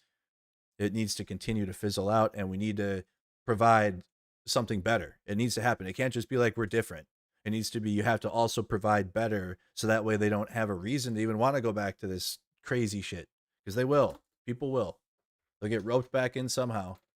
I've learned that lesson after how Trump was able to be reelected into president after January 6th. I'm sorry. I'm 32 years old. Never in my life have I witnessed a president of the United States launch an attempted insurrection to keep himself in power.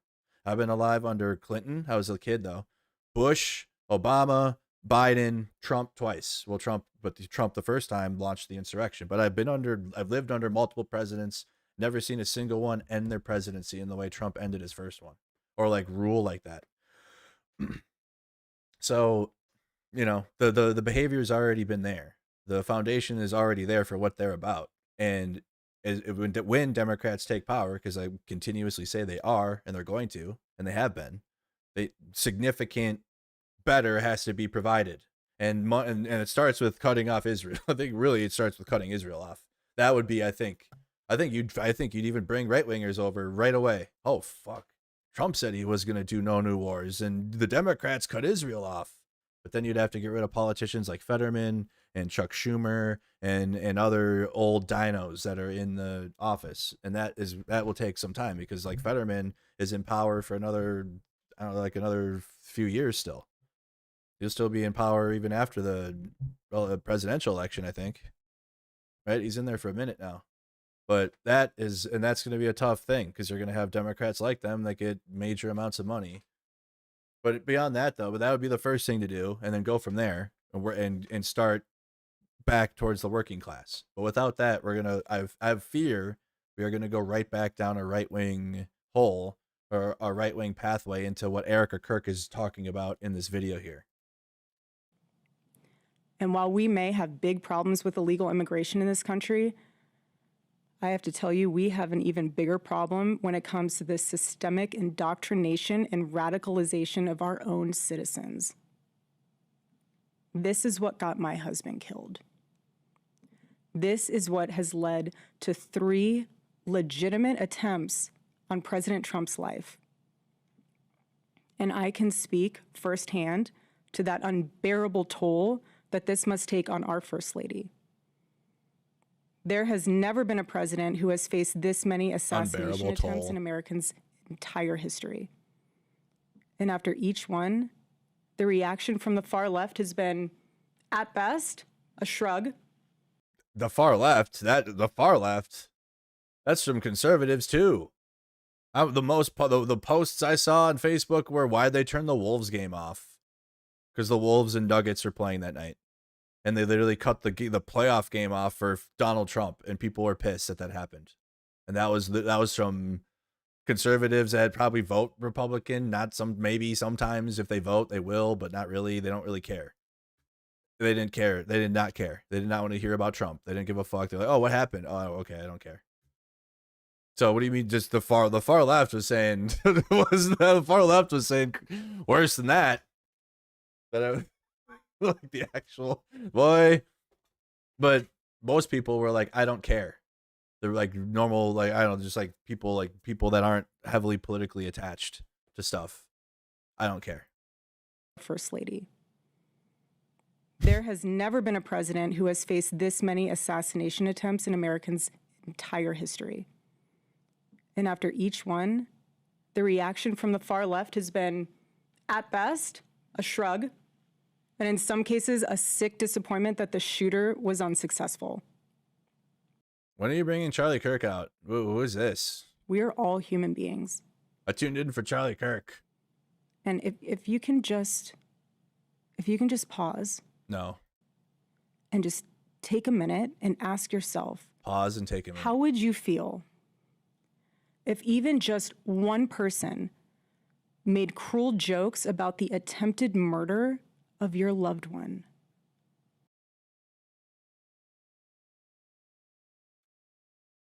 Pause. Think about it. In America in 2026, And how dare somebody make jokes? How dare this happen? What in the heck? No war free. You can't say free speech. Are you being the speech police? The morality, because you damn sure can't be the morality police coming from Turning Point USA, which y'all support. So you can't play, even though you got this thing talking about Jesus back there. That doesn't mean anything to me. So you can't be the morality police. So you're being the speech police then, because you don't have a position to stand on when it comes to morality to argue, guys, maybe we shouldn't do this. Well, Charlie Kirk, have you spent any time watching the Charlie Kirk show when he was alive? The type of shit he was spewing in the very seat you're sitting next to? Take a minute and ask yourself, how would you feel if even just one person made cruel jokes about the attempted murder of your loved one? That is what Jimmy Kimmel did to the First Lady. Jimmy Kimmel. Oh, there's Jimmy Kimmel. Oh boy, I wouldn't even rank him like my favorite late night host or like the top, but he triggers MAGA like you wouldn't believe. Like there's grittier, more. There's better. Okay, Jimmy Kimmel is fine. I don't have a problem with him actually. I think he's gotten better actually. I think he has gotten better over the years. But like he wouldn't be my favorite, or like he wouldn't be like a top comedian that talks about current events. Not even close. Like I think Brent Terhune is funnier than Jimmy Kimmel, right? But the fact that he triggers MAGA so bad like this and like they can't stop is wild. Jimmy Kimmel, guys. He said that you like Guillermo. Yeah, Guillermo's goated. I don't, like I said, I don't have a problem with him. I just he's not like I think there's funnier and like better, or like Jon Stewart. Jon Stewart show is funnier. For like you just laugh the whole time. Jimmy Kimmel can tell some funny jokes, but like it's just a different vibe. It's just different. But I'm not saying Jimmy Kimmel isn't funny, because he can make me laugh. It's just better. Your loved one. That is what Jimmy Kimmel did to the First Lady. But Jimmy. He said that she had the glow of an expected widow.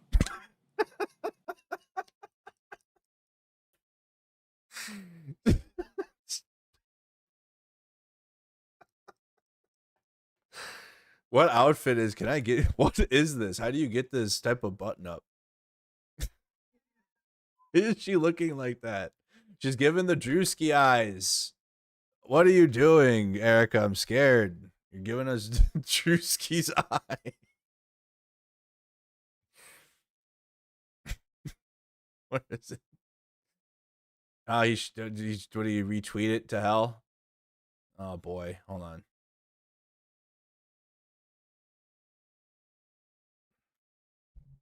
MAGA did not appreciate 1.2 million likes is wicked. Where's the scary face?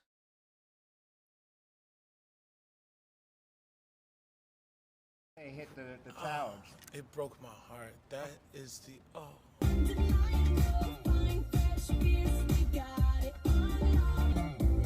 We need the scary eyes. I forgot what part it's at. In what ways this have you one. grown closer to Jesus? I serve a righteous God. There you go.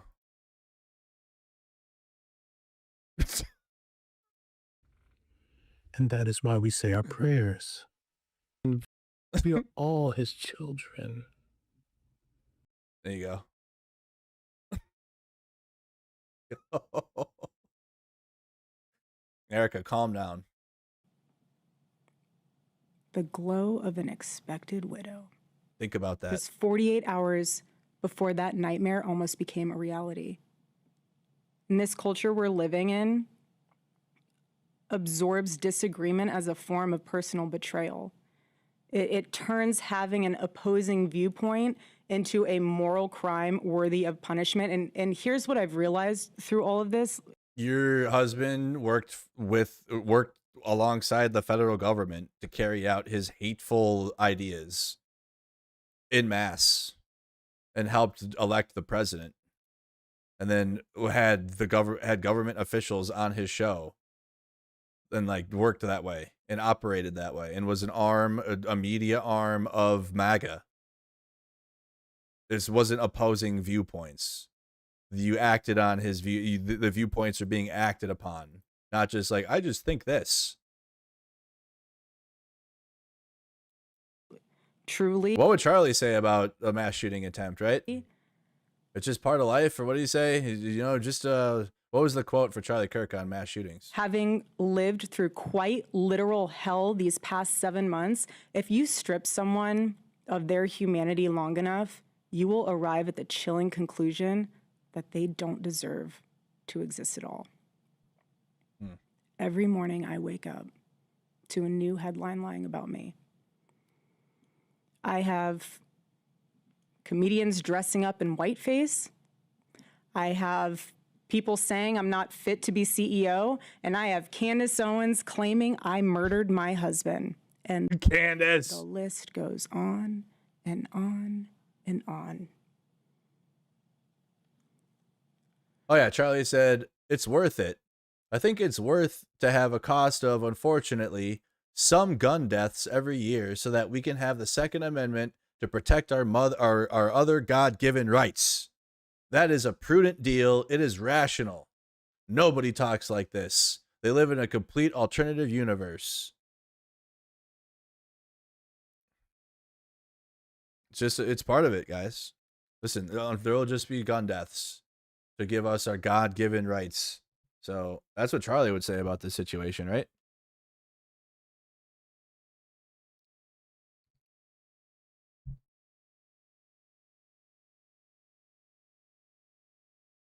I don't know if I could find him saying it. The clip of it. I used to have all this like ready to go.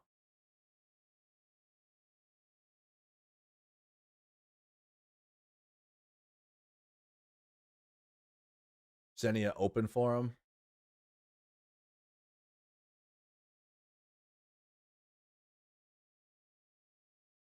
I wanted the clip of him saying it when he's sitting down. See if I can find it. I don't think so. Either way. There is a serious epidemic of dehumanization plaguing this country.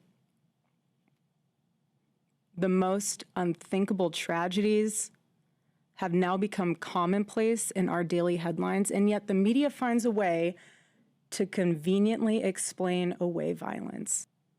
This is what we're up against. Now, people want to wonder why we're having so much violence and carnage in the country when we've had MAGA right-wing for 10 straight years. And that's why. That's why. Because MAGA's ideas are hateful and bigoted, and people don't want the hateful and bigotry, and some people take it way the fuck too far, go crazy, and kill people. That's what happens. Always has happened in the United States, though. Always been the way of life in the U.S. Anybody that pretends otherwise is not living in reality. This is what we're up against. But when you explain that, you say it like that, MAGA will go, wow, you're justifying it. Wow. Here you go. Here's a box of tissues. Live by the sword. I don't know. Trump's mouth runs, and he's I'm going to threaten a whole civilization tonight. A whole civilization will die tonight. Remember? I don't want to hear it. I really don't. I don't want to hear it. I don't want to hear it at all. What is happening right now is something none of us can afford to ignore. The evil forces working to divide us, to distract us, and to pull us apart has never been stronger.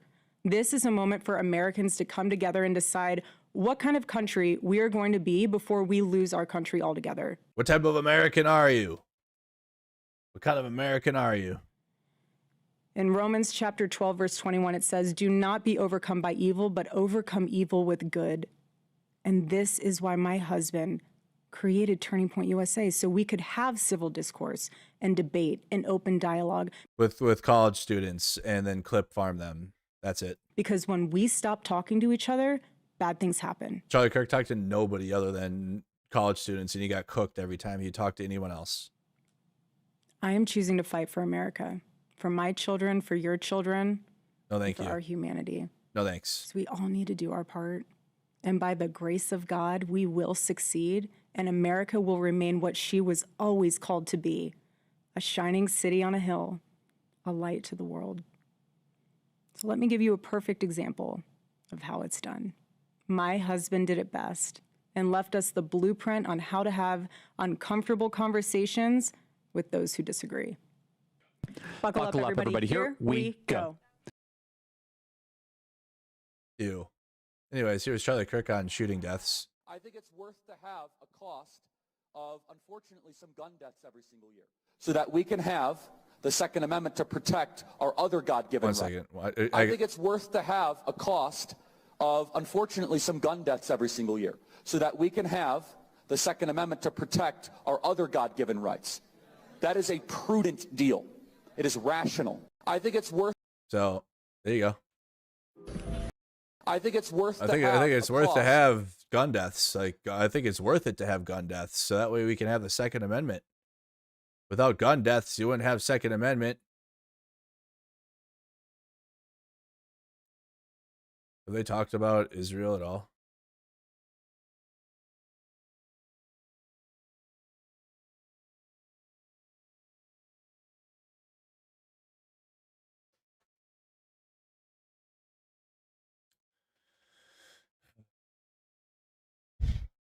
Well, we will. So there's a big beef going on between Israel and Ukraine. Okay. Massive beef now, and it's spilling over because people want to pretend it's not happening. We'll come. Actually, well, before we get to that, quick side note.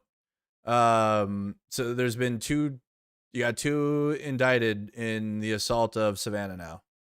So the FBI or the feds have moved on Savannah Hernandez and what happened at the Whipple building.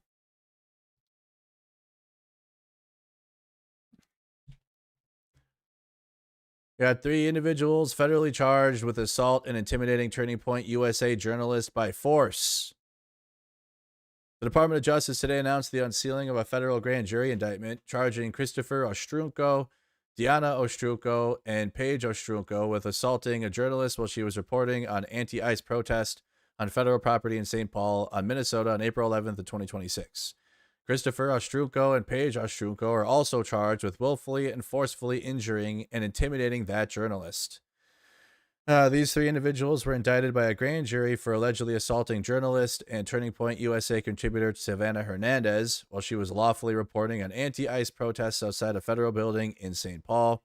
Said Acting Attorney General Todd Blanche, Hernandez was allegedly surrounded, physically assaulted, and shoved to the ground, simply because she was identified by the defendants as a conservative journalist. That is not peaceful protest, they say. These deplorable actions, as charged in the indictment, will not be tolerated in America, and this Department of Justice will always punish unhinged acts of political violence. Political violence is a national scourge, said United States Attorney General Daniel N. Rosen of the District of Minnesota, and federal law enforcement will not tolerate it. So there you go. 3 charged. And then you got Chris and Paige with additional charges from the feds today. Carol Evan, 3 indicted on federal charges in assault to Turning Point USA reporter. Our video showed TPUSA reporter Savannah Hernandez being pushed, shoved, and punched outside the federal Whipple building earlier this month.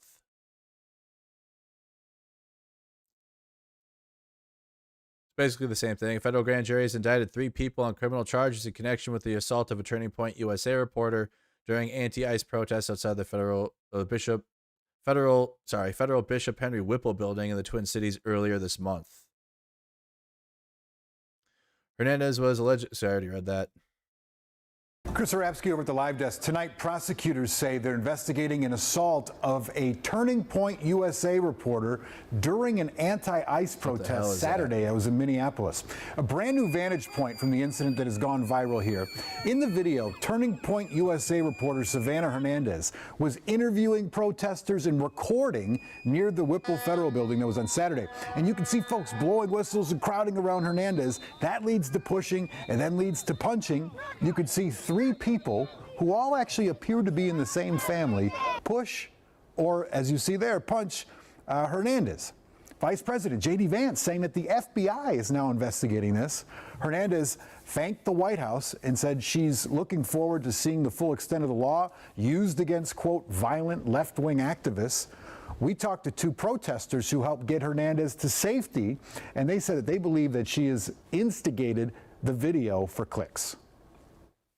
It just takes one person doing something bad for her to spin that narrative that that's who all of us are. And she is working hard to ignore the fact that some very well-known members of this protest community saved her from that bad situation. We reached out to Hernandez for her take on this ordeal, but have not heard back. Saturday, the sheriff's office arrested 4 people at the protest, and the county attorney's office tells us that 2 people are under review right now for potential charges in that conflict. And they've been handed down from the feds. Well, that's that. I already said how I feel about the whole thing. So she goes, for far too long, the violent left has been allowed to attack innocent Americans with zero repercussion. Today's indictment sets an extremely important precedent and sends a very important message to every left-winger in this country. You can't attack people with impunity anymore. You spent 2 weeks crying on social media, and the attorney general was fired, and you got a new one now, but for sure. This will not stand. Only if MAGA does it.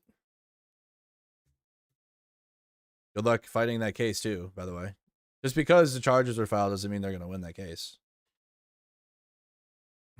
Good luck with that. Another federal L coming. They haven't won a single case yet. Are you considering relocating NASA's headquarters out of D.C. once the lease is up? States like Texas, Ohio, and Florida. Well, the best man to tell you that is the man standing right over here. You heard that question? With those beautiful ears of yours? He's got great hearing, you know, he's got super hearing. Trick of the trade, sir. Oh, boy. I think this is guy of the day. NASA guy asked him about the Strait of Hormuz, about military actions from Iran. You got some big ears, sir. You got some big, beautiful ears. Those big ears. Dude. Oh, boy. The House is voting on the budget resolution, which House Republican leaders have said is prerequisite for the DHS shutdown.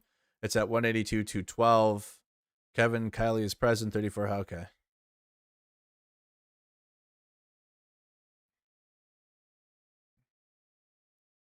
So they're trying to end the DHS shutdown.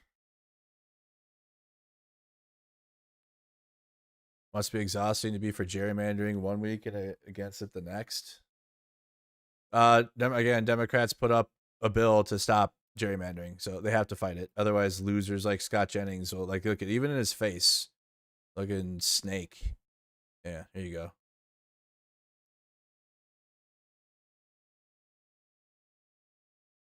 I'm going on CNN to expose them, destroy the media.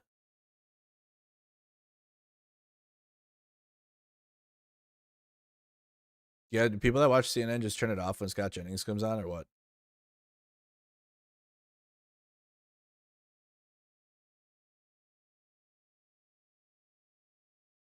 So the global freedom flotilla that was headed to Gaza was intercepted. All right, we'll get to that.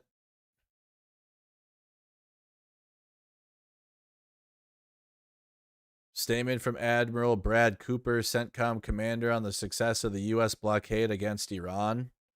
Today, U.S. forces achieved a significant milestone after successfully redirecting the 42nd commercial vessel attempting to violate the blockade.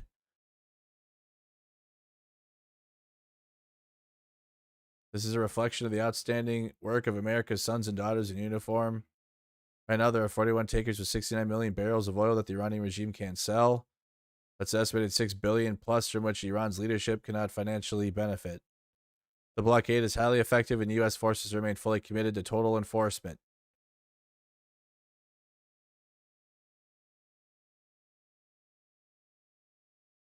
So the Navy blockade continues.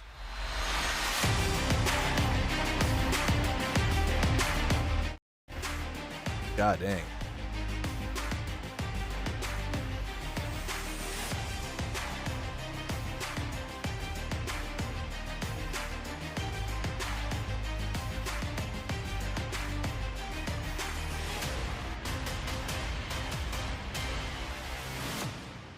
Your taxpayer dollars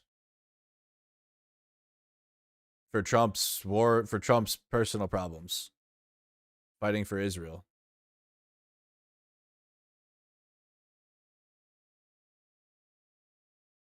All right. So the other news too I would like to cover is the latest with Ukraine and Israel. And what's all going on with that. So I've kind of been tracking this back and forth between Ukraine and Israel because Israel's accepting stolen Ukrainian grain that Russia is stealing it. I read this yesterday in a statement from Andrei Sabiha about Twitter diplomacy. Okay. You got a response from Gideon Sar, who's the foreign affairs of the state of Israel. Said, one would expect the submission of a legal request before tweeting. You chose differently for your own reasons. Finally, you submitted the request late last night, and now you are following it up with another tweet. The request is now being examined by the relevant authorities. Again, Ukraine submitted a legal request for previous ships, and they were ignored. Comment on the this was on April 16th. Comment on the Minister of Foreign Affairs on the entry of the vessel Abinsk with stolen Ukrainian grain to the Israeli port of Haifa. This is before we even heard about it on social media on April 16th. The Ministry of Foreign Affairs of Ukraine is closely monitoring the situation related to the entry of the vessel of Abinsk into the port of Haifa, the state of Israel, and its transportation of a cargo of wheat, which, according to available information, originates from the temporarily occupied territories of Ukraine. The Ukrainian side informed the Israeli partners in advance, and particularly on March 23rd, about the vessel Abinsk and the possible origin of the. So this is like the third ship. Then there's been multiple ships that have came in to bring stolen Ukrainian grain to Israel. At the same time, it is concerning that despite the information provided on contacts between the parties, the vessel was able to unload in the port of Haifa on April. So Israel's lying. The Ukrainian side considers the vessel Abinsk as one of the many that may be involved in the activities in the Shadow Fleet, which the aggressor state uses to illegally export, transport, and sell stolen Ukrainian grain from the temporarily occupied territories and ultimately finance the war against Ukraine. Israel's response to this was, well, tons of countries have been buying stolen Ukrainian grain, and you didn't single them out. This is anti-Semitism. They're doing it. They're doing it on social media right now. Based on the materials of the Prosecutor Office, General's Office of Ukraine, including the decision of the Ukrainian court on the arrest of the vessel and cargo within the framework of the relevant criminal proceedings, the Ukrainian side immediately sent a request for international legal assistance to the state of Israel. The MFA of Ukraine expresses its hope for fruitful and constructive interaction between the competent authorities of Ukraine and the state of Israel, due consideration of the request and application of the relevant legal mechanisms within the framework of Israeli jurisdiction. Is anybody else that's like a pro-Ukraine YouTuber talking about this stuff with Israel, or is it taboo still? Is it taboo? Can't talk about Israel because you don't want to get canceled from whatever that doesn't exist. Yeah, anyone else, guys? Any other pro-Ukraine YouTubers that spend all day talking about Ukraine only? Do they talk about what's going on with Israel? I'm not seeing it. Anyone? This guy needs to stop tweeting in response. He is seriously not doing Israel any favors. Ukraine gave advance notice multiple times when ships carrying stolen Ukrainian grain were headed to Israel and asked, through diplomatic and legal channels, not to accept these shipments. Those warnings were ignored, or in one case, Israel claimed the request came too late to prevent the ship from docking. So the snarky revisionism now, pretending Ukraine only acted after tweeting, is dishonest and makes Israel look worse, not better. Own up to the mistake. Israel's getting community noted about this. There's only been one ship with stolen grain which docked in Israel. One ship in 4 years. Have you commented on the other countries and the blah, blah, blah? Brother, you are, and there's another ship right now. Is it still there? So you've already accepted one, which shouldn't have happened. And it unloaded. Is it still out there? Yep, still out there. As of 6 hours ago. So I'll get another new update soon.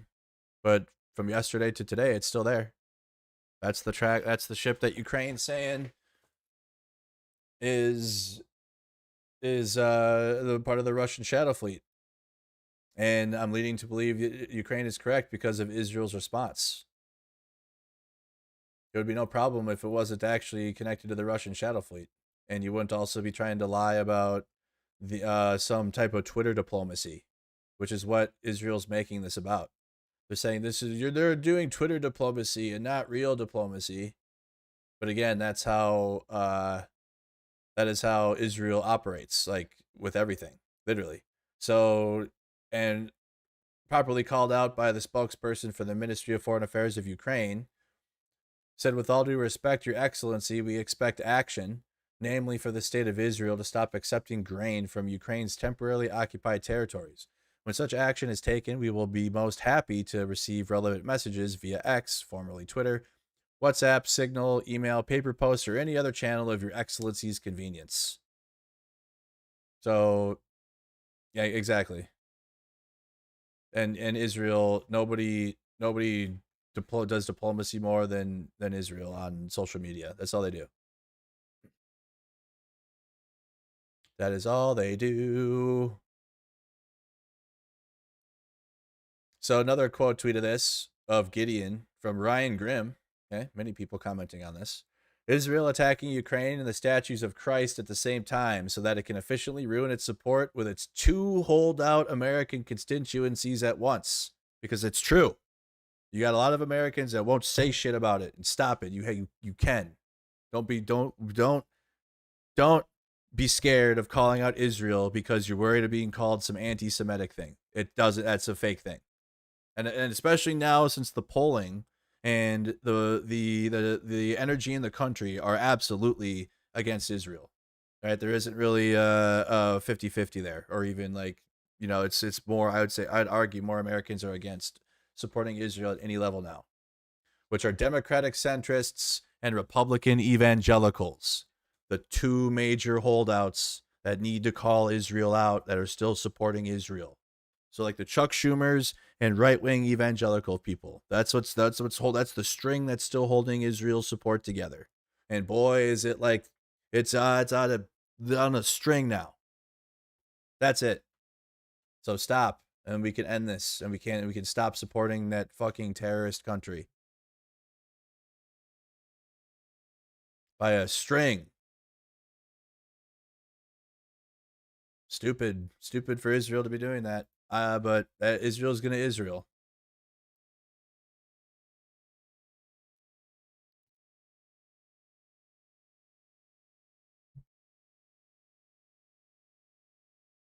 Tsar scolds Ukraine for doing Twitter diplomacy. I had more than this. A conflict is brewing between Ukraine and Israel over the purchase of stolen grain from Russia. In March and April, the vessels Abinsk and Panamaridis docked at the Israeli port of Haifa, which again, as I just showed you guys, that second ship is still sitting there as we speak. This is the port of Haifa. This is the maritime tracker, and the ship is there. Right there. Docked at the Israeli port of Haifa, carrying shipments of stolen grain that Russia had exported from temporarily occupied territories of Ukraine. After an exchange of pleasantries on social media between the foreign ministers of both countries, more serious actions followed. Ukraine's foreign ministry handed a note of protest to the Israeli ambassador. That's not all. Vladimir Zelensky announced further steps based on information from our intelligence services. Ukraine is preparing a corresponding sanctions package. Israel continues to deny everything. The conflict between Ukraine and Israel is escalating. After an exchange of pleasantries between the foreign ministers of both countries on social media over the purchase of stolen grain from Russia, more serious actions followed. The Ukrainian Ministry of Foreign Affairs handed a note of protest to the Israeli ambassador, but that's not all. Volodymyr Zelensky announced further actions. Ukraine, based on information from our intelligence, is preparing an appropriate sanctions package. This is always going to happen, by the way, because people can't have their cake and eat it too. You can't stand against what Russia is doing to Ukraine, but support fucking Israel. It's like they work against each other. Like this was, if you believe in a higher power, this is the higher power showing you guys, exposing assholes right now, actually ripping assholes open and exposing people for what they're really about. This was always going to happen, in my opinion, because the idea that you could support Ukraine and then either support Israel or not say anything, that's crazy work to me. That's crazy. Like, yeah, Russia is absolutely annihilating Ukrainian cities and genociding Ukrainians. Israel's doing that to Palestinians. The idea that there could be an existence in which you don't say anything about what Israel's doing to Gaza that should be impossible for if you stand with Ukraine. And people are going to cope and say, well, the online leftists and like what they say, that should not matter. You should have principles on your own. I don't even watch other content creators. Like I'll raid Dylan Burns, or like, I don't know, like I've been on Wix platform, but I don't watch other content creators and what they say about stuff. Or like I'll watch if it is, it'll be a hour-and-a-half long YouTube essay or something on somebody that's done hours worth of research into a topic, and I'll watch that creator talk about it. But I don't watch other streamers or other political influencers. So I'm not like, well, this political influencer said this about Ukraine. I don't know. I don't care. I know what I've said about Ukraine. And I know that standing with Palestine is like the similar type of energy that you should provide, that you have for Ukraine. Because Israel's genociding Palestine just like Russia's genociding Ukraine. So these two conflicts were going to come to a head eventually. It was gonna happen. It truly was. Like, it's such a crazy thing. Like, people really like think that there's like this space of pretending like I'm just not gonna say anything. Like, how, especially now, after especially that Trump won, and we've only gone harder in support of Israel, and it pulled support from Ukraine. Like, literally, we've taken out of the Ukrainian pot to put into the Israeli one. People at baseline are against supporting both. I'm for supporting Ukraine. I'm not for supporting Israel at all. But like, the pot for Ukraine has been taken out and has been put into Israel more. And we've also had Ukraine's also came to the aid of our war in Iran and provided drones. And I don't support that either. They should be, all those drones and equipment should be used against Russia and used to defend their own country, not to defend Israeli interests in the fucking Middle East. Standing in solidarity, Ukraine standing in solidarity with the United States project in Israel, and whatever our dumb shit we're doing in the Middle East has done nothing to help Ukraine. Nothing. Zero. Ukraine is trying to ascend into the European Union, not America. And to ascend into America, you gotta sell out for Israel, it seems. You're trying to be a part of the EU. And if anything, hopefully this ruins the Europe's relationship with Israel, but I don't think it will.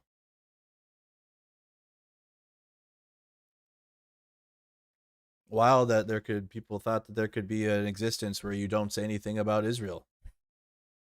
Now you have to. Or if you don't, then you'll be exposed. If you don't now, if you know people that have not said anything about Israel taking in stolen Russian grain, that should be your sign to see ya. See ya. What the hell are you on? If they cover Ukraine news and information, or if they care about Ukraine, if they're purposely not talking about the stolen grain, why? And Israel's an ally of the United States, unfortunately. And we're putting way more energy into that war than anything else. Like, we're giving all the energy to Israel and blockading the Strait of Hormuz so that way Israel can expand its territory and not have to worry about fighting Iranian proxy groups.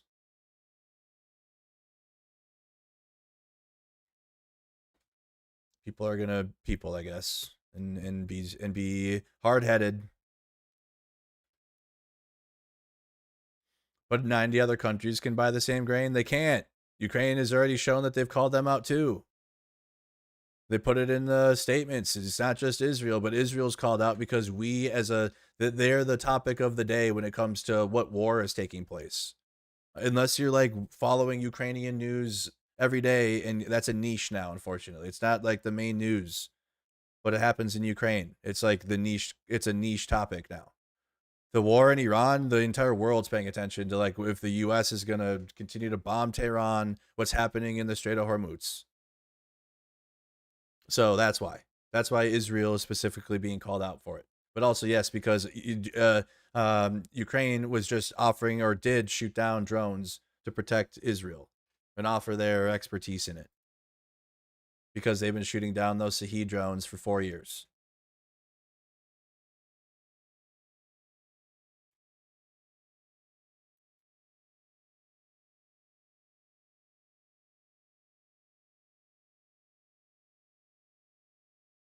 Okay, I don't think I have anything else on Ukraine other than statements being made, no new updates on it. The ship is still there. So we'll have to cover it tomorrow again too, see if the ship is still there and the latest developments between the stolen grain. United States Secret Service officer shot during the White House Correspondents' Dinner was not hit by friendly fire. Investigators determined that the Cole Allen actually did fire the shot.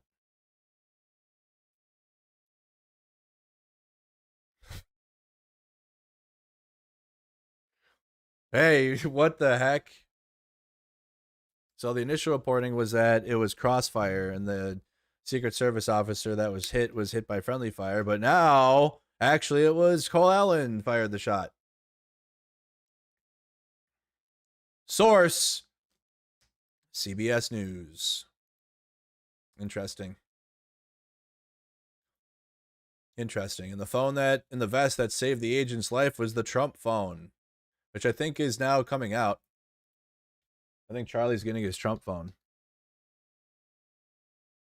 Yep. His Trump phone is coming in. But per usual, they were unable to deliver.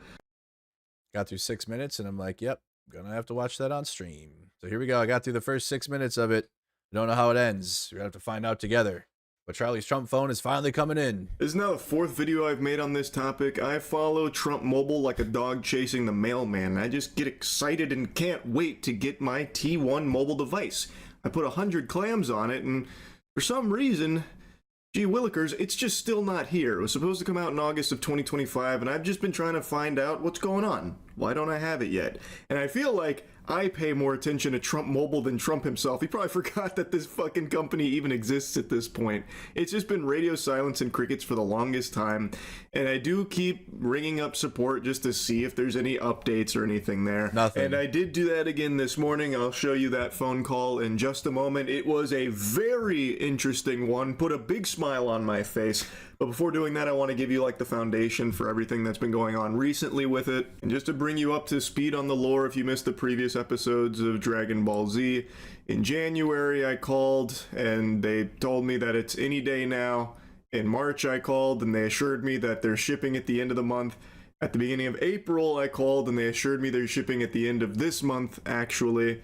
And I was going to wait to call them again in May, but I saw some news developing about the Trump phone, and it got me a little concerned. I had heard some whispers that they may have like quietly canned the project, which I just didn't believe, because if they are taking $100 deposits, even still to this day, and then just decide not to do it, that would be a huge issue, and I don't think that's going to happen. I'm just surprised it's taking them this long. I assumed that they'd just be drop shipping some Alibaba garbage, but they haven't even done that much. But there has been some fresh little nuggets that have been dropped, that they've changed the look of the Trump phone, even the cost, and of course it isn't made in America. That was one of their biggest claims they were touting in the beginning when they were selling this to the country, that it's a made in America smartphone at a $500 price point, which is literally more impossible than the fucking unicorn and Loch Ness monster. So that was never going to happen, but a lot of people put money down because of that promise. They did a few months later change it to being a proudly American design when it became painfully clear that it would be impossible to domestically manufacture this kind of phone. And since then, there's been no updates until this week, where the website did get spruced up a bit and The Verge actually did get to see a product that might be the Trump phone that they start sending out to people that have put money down. Now, the report comes from The Verge, but I can't actually read it on their site because it is paywalled, and I outright refuse to pay to read articles from these fucking sites that already ham-fist thousands of auto-playing ads out the wazoo, as well as banner ads everywhere to the point where you can't even read the fucking article anymore. I will never fork over a single doubloon for access to those kind of websites, so I can't read it directly from The Verge, so instead I'm going to be going through CNET's reporting on this Trump phone and what The Verge learned. So it starts by just giving you a timeline how in February, the Trump Mobile executives actually showed off a handset that they said was near production version of T1. They showed that to The Verge. There were some changes to its appearance and it was a completely different camera. Basically, the phone was not the same thing that they said it was on their website, and we're still actively advertising it as on their website. What they showed, to the surprise of nobody, was apparently completely different in a lot of ways. They spoke via video call with executives at Trump Mobile who held up the phone. I imagine that went a lot like Lion King, where they hold out Simba over the valley. This will be your domain, T1. Everything the light touches, you will have service. They then make a mention about the FCC documentation that they uncovered authorizing what appeared to be the T1 device. It comes from Smart Gadgets Global, whose CEO is Eric Thomas, a Trump Mobile executive, and it was FCC certified in January, which means that back in August of 2025, they had no FCC certification or anything for this, it appears, which means they were actually selling fucking nothing. They were selling the concept of an idea of a golden phone made in America, none of which actually existed. But that's what MAGA does. They sell ideas. They sell slogans. They don't sell anything actually like worthwhile. It couldn't exist, by the way, because you can't domestically make the phone that they were talking about. Genuinely impossible at that price point. Smart Gadget's global website is apparently mostly empty apart from some stock images of tech, and the AI chatbot could not provide any info on the T1 phone, and they submitted a question to a human via the chatbot, but we're waiting to hear back as of the writing of that article. Now, on the site, there's less information there than there is on fucking DB Cooper's true identity. Like, it is always insisted that the T1 device is coming later this year, but it's been like that for 8 months. It missed the deadline in 2025, but it's still got plenty of time in 2026, I suppose. You guys holding out for your Trump phone? You guys think it's coming?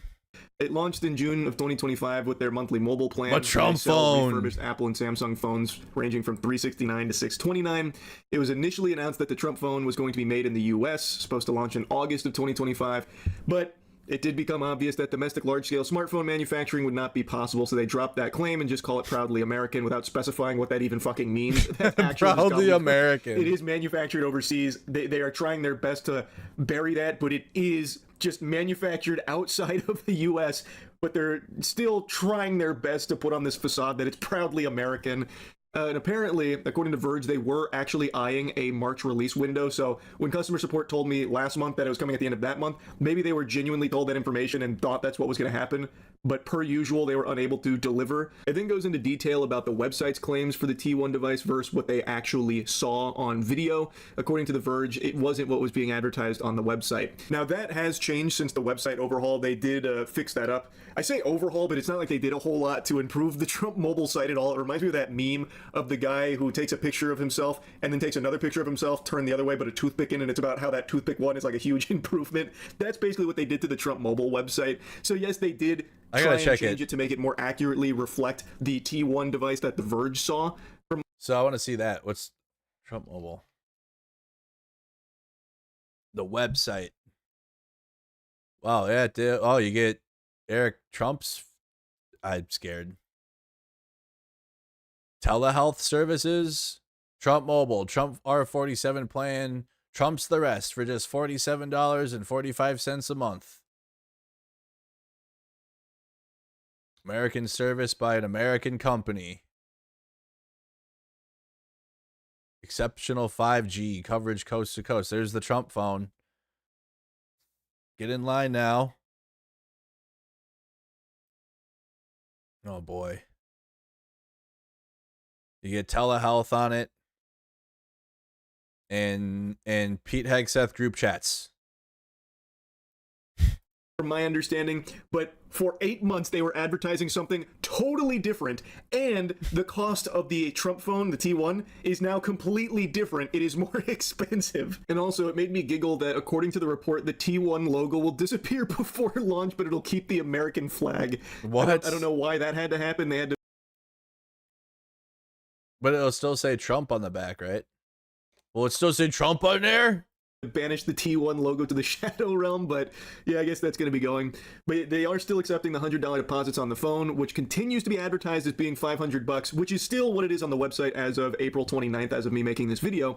But this phone will reportedly cost more. If you already put down the $100 deposit, they lock you in at $500, but I guess everyone else who, you know, it doesn't get in on the FOMO right away will then have to be paying more. It's unspecified how much more. You don't drop $100 today, you'll be paying $1,000 tomorrow. Get your Trump phone. What the hell? But they're saying that it will be under $1,000. Just that's the FOMO capitalism. More than the 500 initial.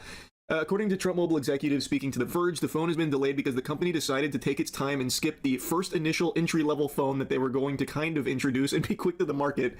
And they told The Verge it's being made in a favored nation with final assembly in Florida. It's unclear. A favored nation? One of Trump's most favored nations? What qualifies another nation as favored to handle most of the assembly of the T1 phone. Now, there are pictures of it that exist, and they're not like Sasquatch photos. They're not blurry. They do actually have pictures of this puppy here.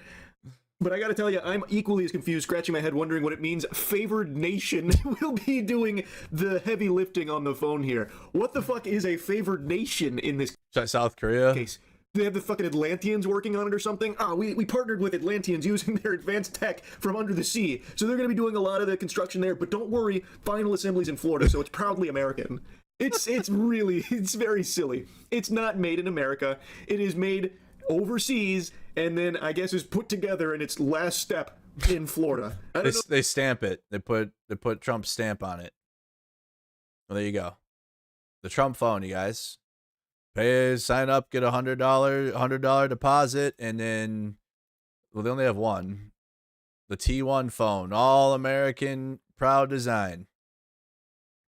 The T1 isn't just powerful, it's shaped by American innovation, with American teams helping guide design and quality. We focus on delivering a device built with care and precision.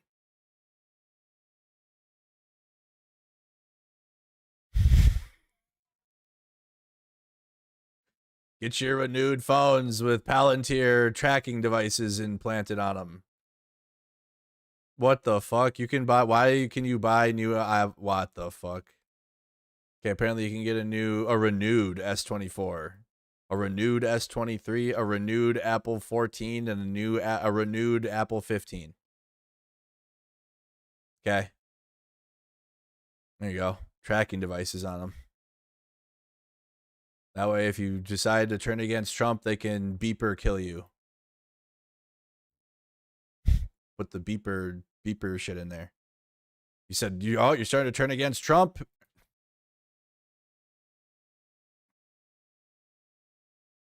Scare you into compliance. I'm telling you, it's the MAGA that they're gonna go after first. It won't be like, it'll be people that are in Trump's circle. Like, you're gonna, like Marjorie Taylor Greene and shit. They'll be the first ones to go, and then everyone will be like, "Oh wow, they did something," but that'll be the excuse they need. It'll be the excuse they need. Let's see who's gonna go out. You got to keep the people that you culted in line, because without the people that you culted, what is there? The dissenters are gonna dissent. You need to keep the cult in line and scare others from considering of leaving. Better not leave. Once you come, you can stay, but you can't leave. MAGA shit, dude.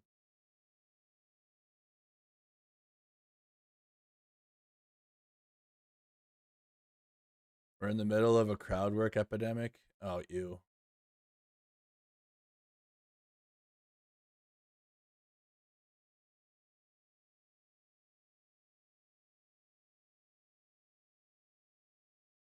AOC on Trump's face on the passports. With credibility. Okay. And what do you make of Donald Trump putting his face on the new U.S. passports? It's like, it's giving monopoly money. It's like, I think he's jealous that, Mount Rushmore got a page. So you've got 4 presidents in there, and he's probably saying, why don't I get a passport page? Yeah, speaking of Mount Rushmore, he's on the National Parks pass as well, next to George Washington. Right. And I think it's also like all these lower level people competing for his love and attention as well. Got it. Thank you, Congresswoman. Queen AOC. It's giving monopoly money is hilarious. Oh boy.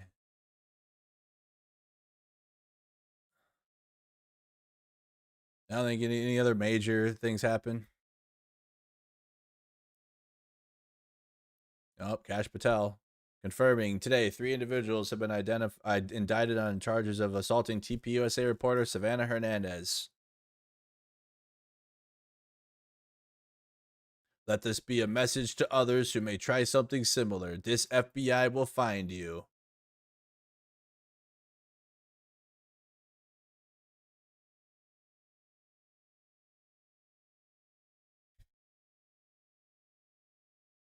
It still took 2 weeks to figure out a pushing incident, but Charlie Kirk's murder and, whatever.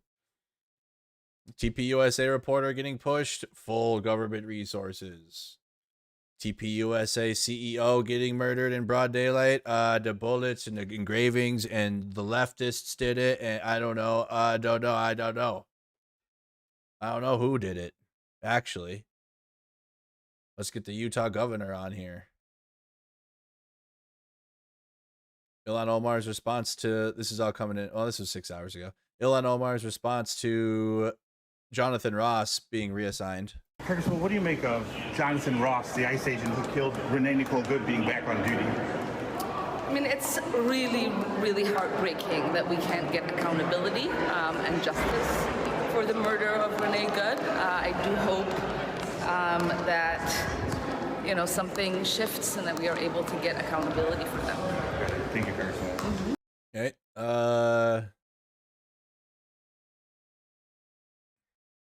Video game update. On April 29th, 2026, Valve released an update for this is so you guys play Counter-Strike? This game's been around forever. They re-released a classic map or whatever. It's set at the Chernobyl nuclear power plant. In the new version, Ukrainian inscriptions have been removed from the Chernobyl liquidators memorial, leaving only Russian and English. Valve isn't Russian owned, right? They have Russian games in there, but they have all the Liquidators Memorial and Reactor 4. Developers recreated the distinctive fences and industrial structures surrounding the plant. Central Pripyat landmarks, an Irritek place of culture, Policia Hotel, and the amusement park shape the area's look. They do tourists. I wanted to go there when I went to Ukraine. You can go on a tour up there.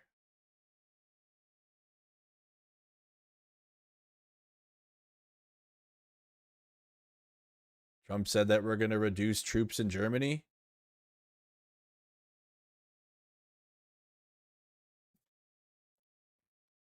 So they can go to Israel. That's why. Need more troops in the Middle East. 27 minutes ago. The United States is studying and reviewing the possible reduction of troops in Germany with a determination to be made over the next short period of time. And that's like in Germany is one of the biggest places that the soldiers go to in Europe to train and prepare for any threats that Russia can impose, or in case, because World War II, right? So in order to keep that joint training happening with our allies in Europe, a lot of that's conducted in Germany. Whatever.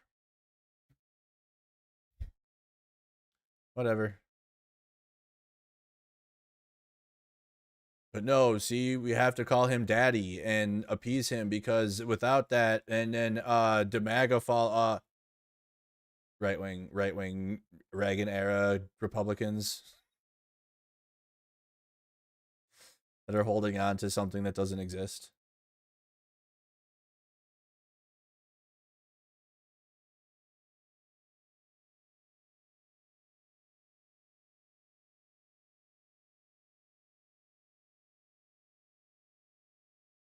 Okay. Department of Justice also posted about it. Looks like the whole family, with additional charges on Chris and Paige. Good luck fighting that in court, though. Especially with the video you posted of Savannah putting her hand on I mean, good luck. Best of luck to that. Again, just because they announced charges, all of the cases in Minnesota against Minnesotans have all failed because there's no basis of like the charges. So that'll be a court battle. We'll see how that goes. But like, yeah, in general though, when you see these right-wing losers around, like, just don't even get into their, like, just don't. I'm telling you, just don't. From experience, because I did, and the right wing came for my life. But they truly, I didn't do anything though. Where it shows that I have freedom of speech, right? I can say, but I didn't take it anything beyond that, right? But even just like speaking at them, like the whole right wing tried to fucking call for my arrest, and we're snowflaking out. So, and you can do it if you want, if you're like, I don't care, but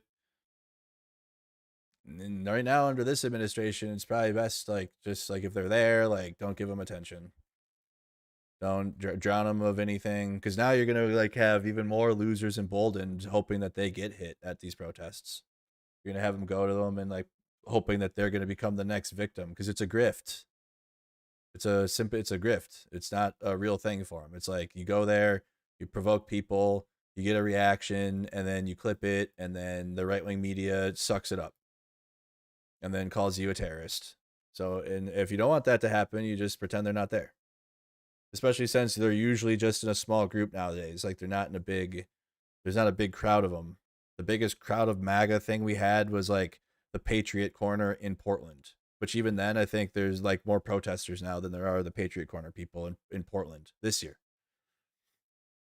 But everywhere else, it's been Jake Lang group of 4 or 5 people for like a right-wing action right now. Like they have nothing, and the country is not with MAGA. They're not. There's no real fight there to be had. Or they have Zach X in Minnesota, like one person. So leave it at that, right? If there was like if there was ever like a massive march on Minneapolis of like 3%er militia groups and like right-wing militias, and they're coming in, like Jake Lang tried to. He didn't really bring that much though, right? But he was inciting some shit, and people responded. I feel like that would be more of a warranted situation, right? That would be more of like okay, they're coming clearly to cause harm. You got big militia groups coming in or something.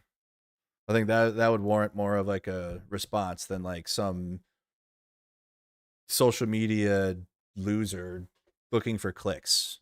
Like, don't give them the clicks. That's it.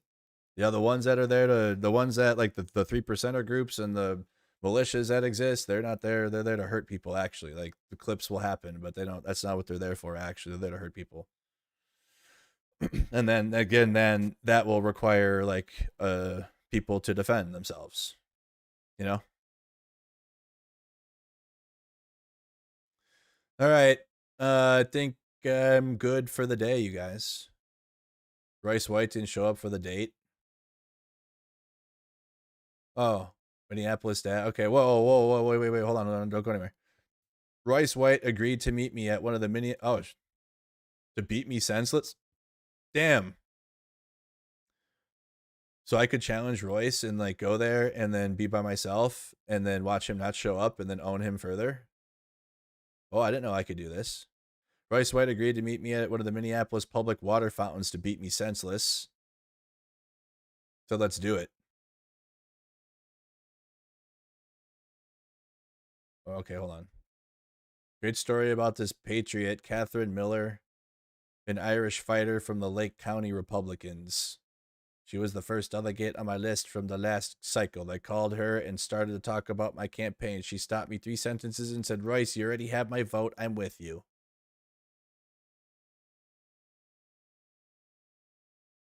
He's got old, white, racist boomers on his side. That's it. I've not seen one person my age, which he's like, I think a couple years older than me. Looks a lot older than me though, doesn't he? But he's literally, I think, 35. Boy, if I start looking that rough in 3 years, I'm doing something bad. A memory I'll have for life. These people aren't racist. They want to have a country. The cope. That tells me she's super racist.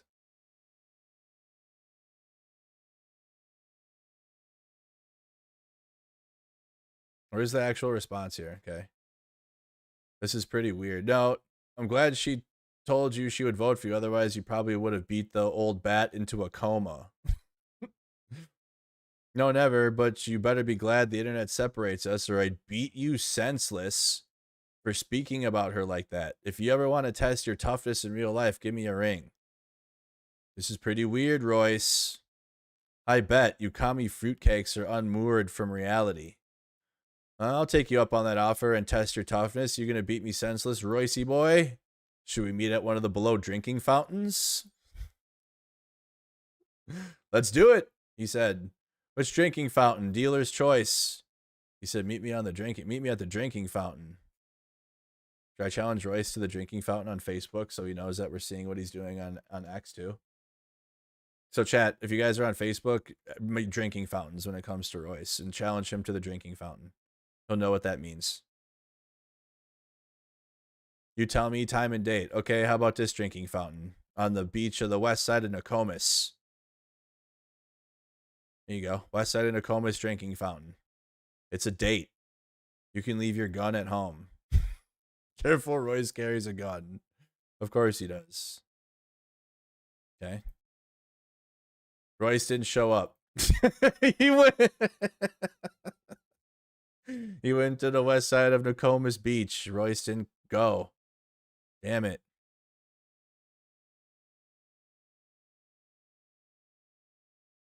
Royce, what happened? Why didn't you go to the water fountain? Why didn't you go to the drinking fountain? What is it? High times 30? Or what's his stupid username? Highway 30.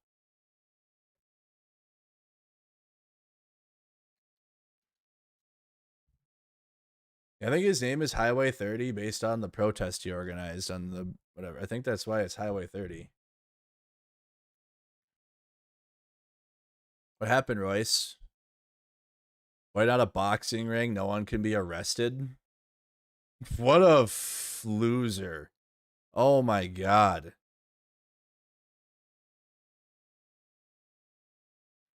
That's a cool Timberwolves logo too.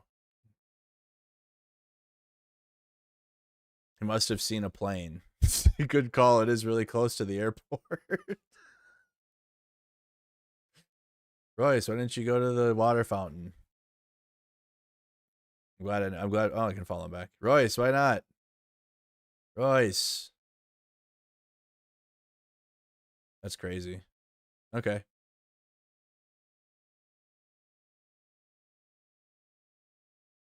All right, guys. All right. Well, we'll be back tomorrow. Probably. I mean, there's been things to cover every day now. So glad to be back. We'll talk about more, all that good stuff. Is it Wednesday? I don't have any. We got the May Day protest coming up on Friday. So I'll be out there with live coverage. I don't know if I'm going to be in St. Paul for it though. I'm not even going to try to, that connection is bad. So I might go somewhere else. Might go to Chicago or something. We'll see we'll see. Yeah, he does this all day. You should check my Facebook. Check what Royce has said on my Facebook page. It's wicked. And then if anything, he should be used as an example from top tier echelon Democrats who are like, nah, it's the right wing that does it, which you're right.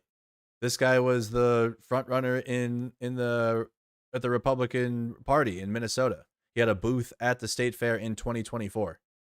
He was their front runner. He was their guy. He's running for office with this with this, and he's doing it as we speak, probably in somebody's comments, and he's still running for office. It's one thing for random social media users to speak like this. I don't care, right? People are going to say what they want, freedom of speech. It's another when you have somebody running for office, and they're going to have power over people and be able to sign laws and bills into law and be in charge of the police, and they're talking like this. Not good.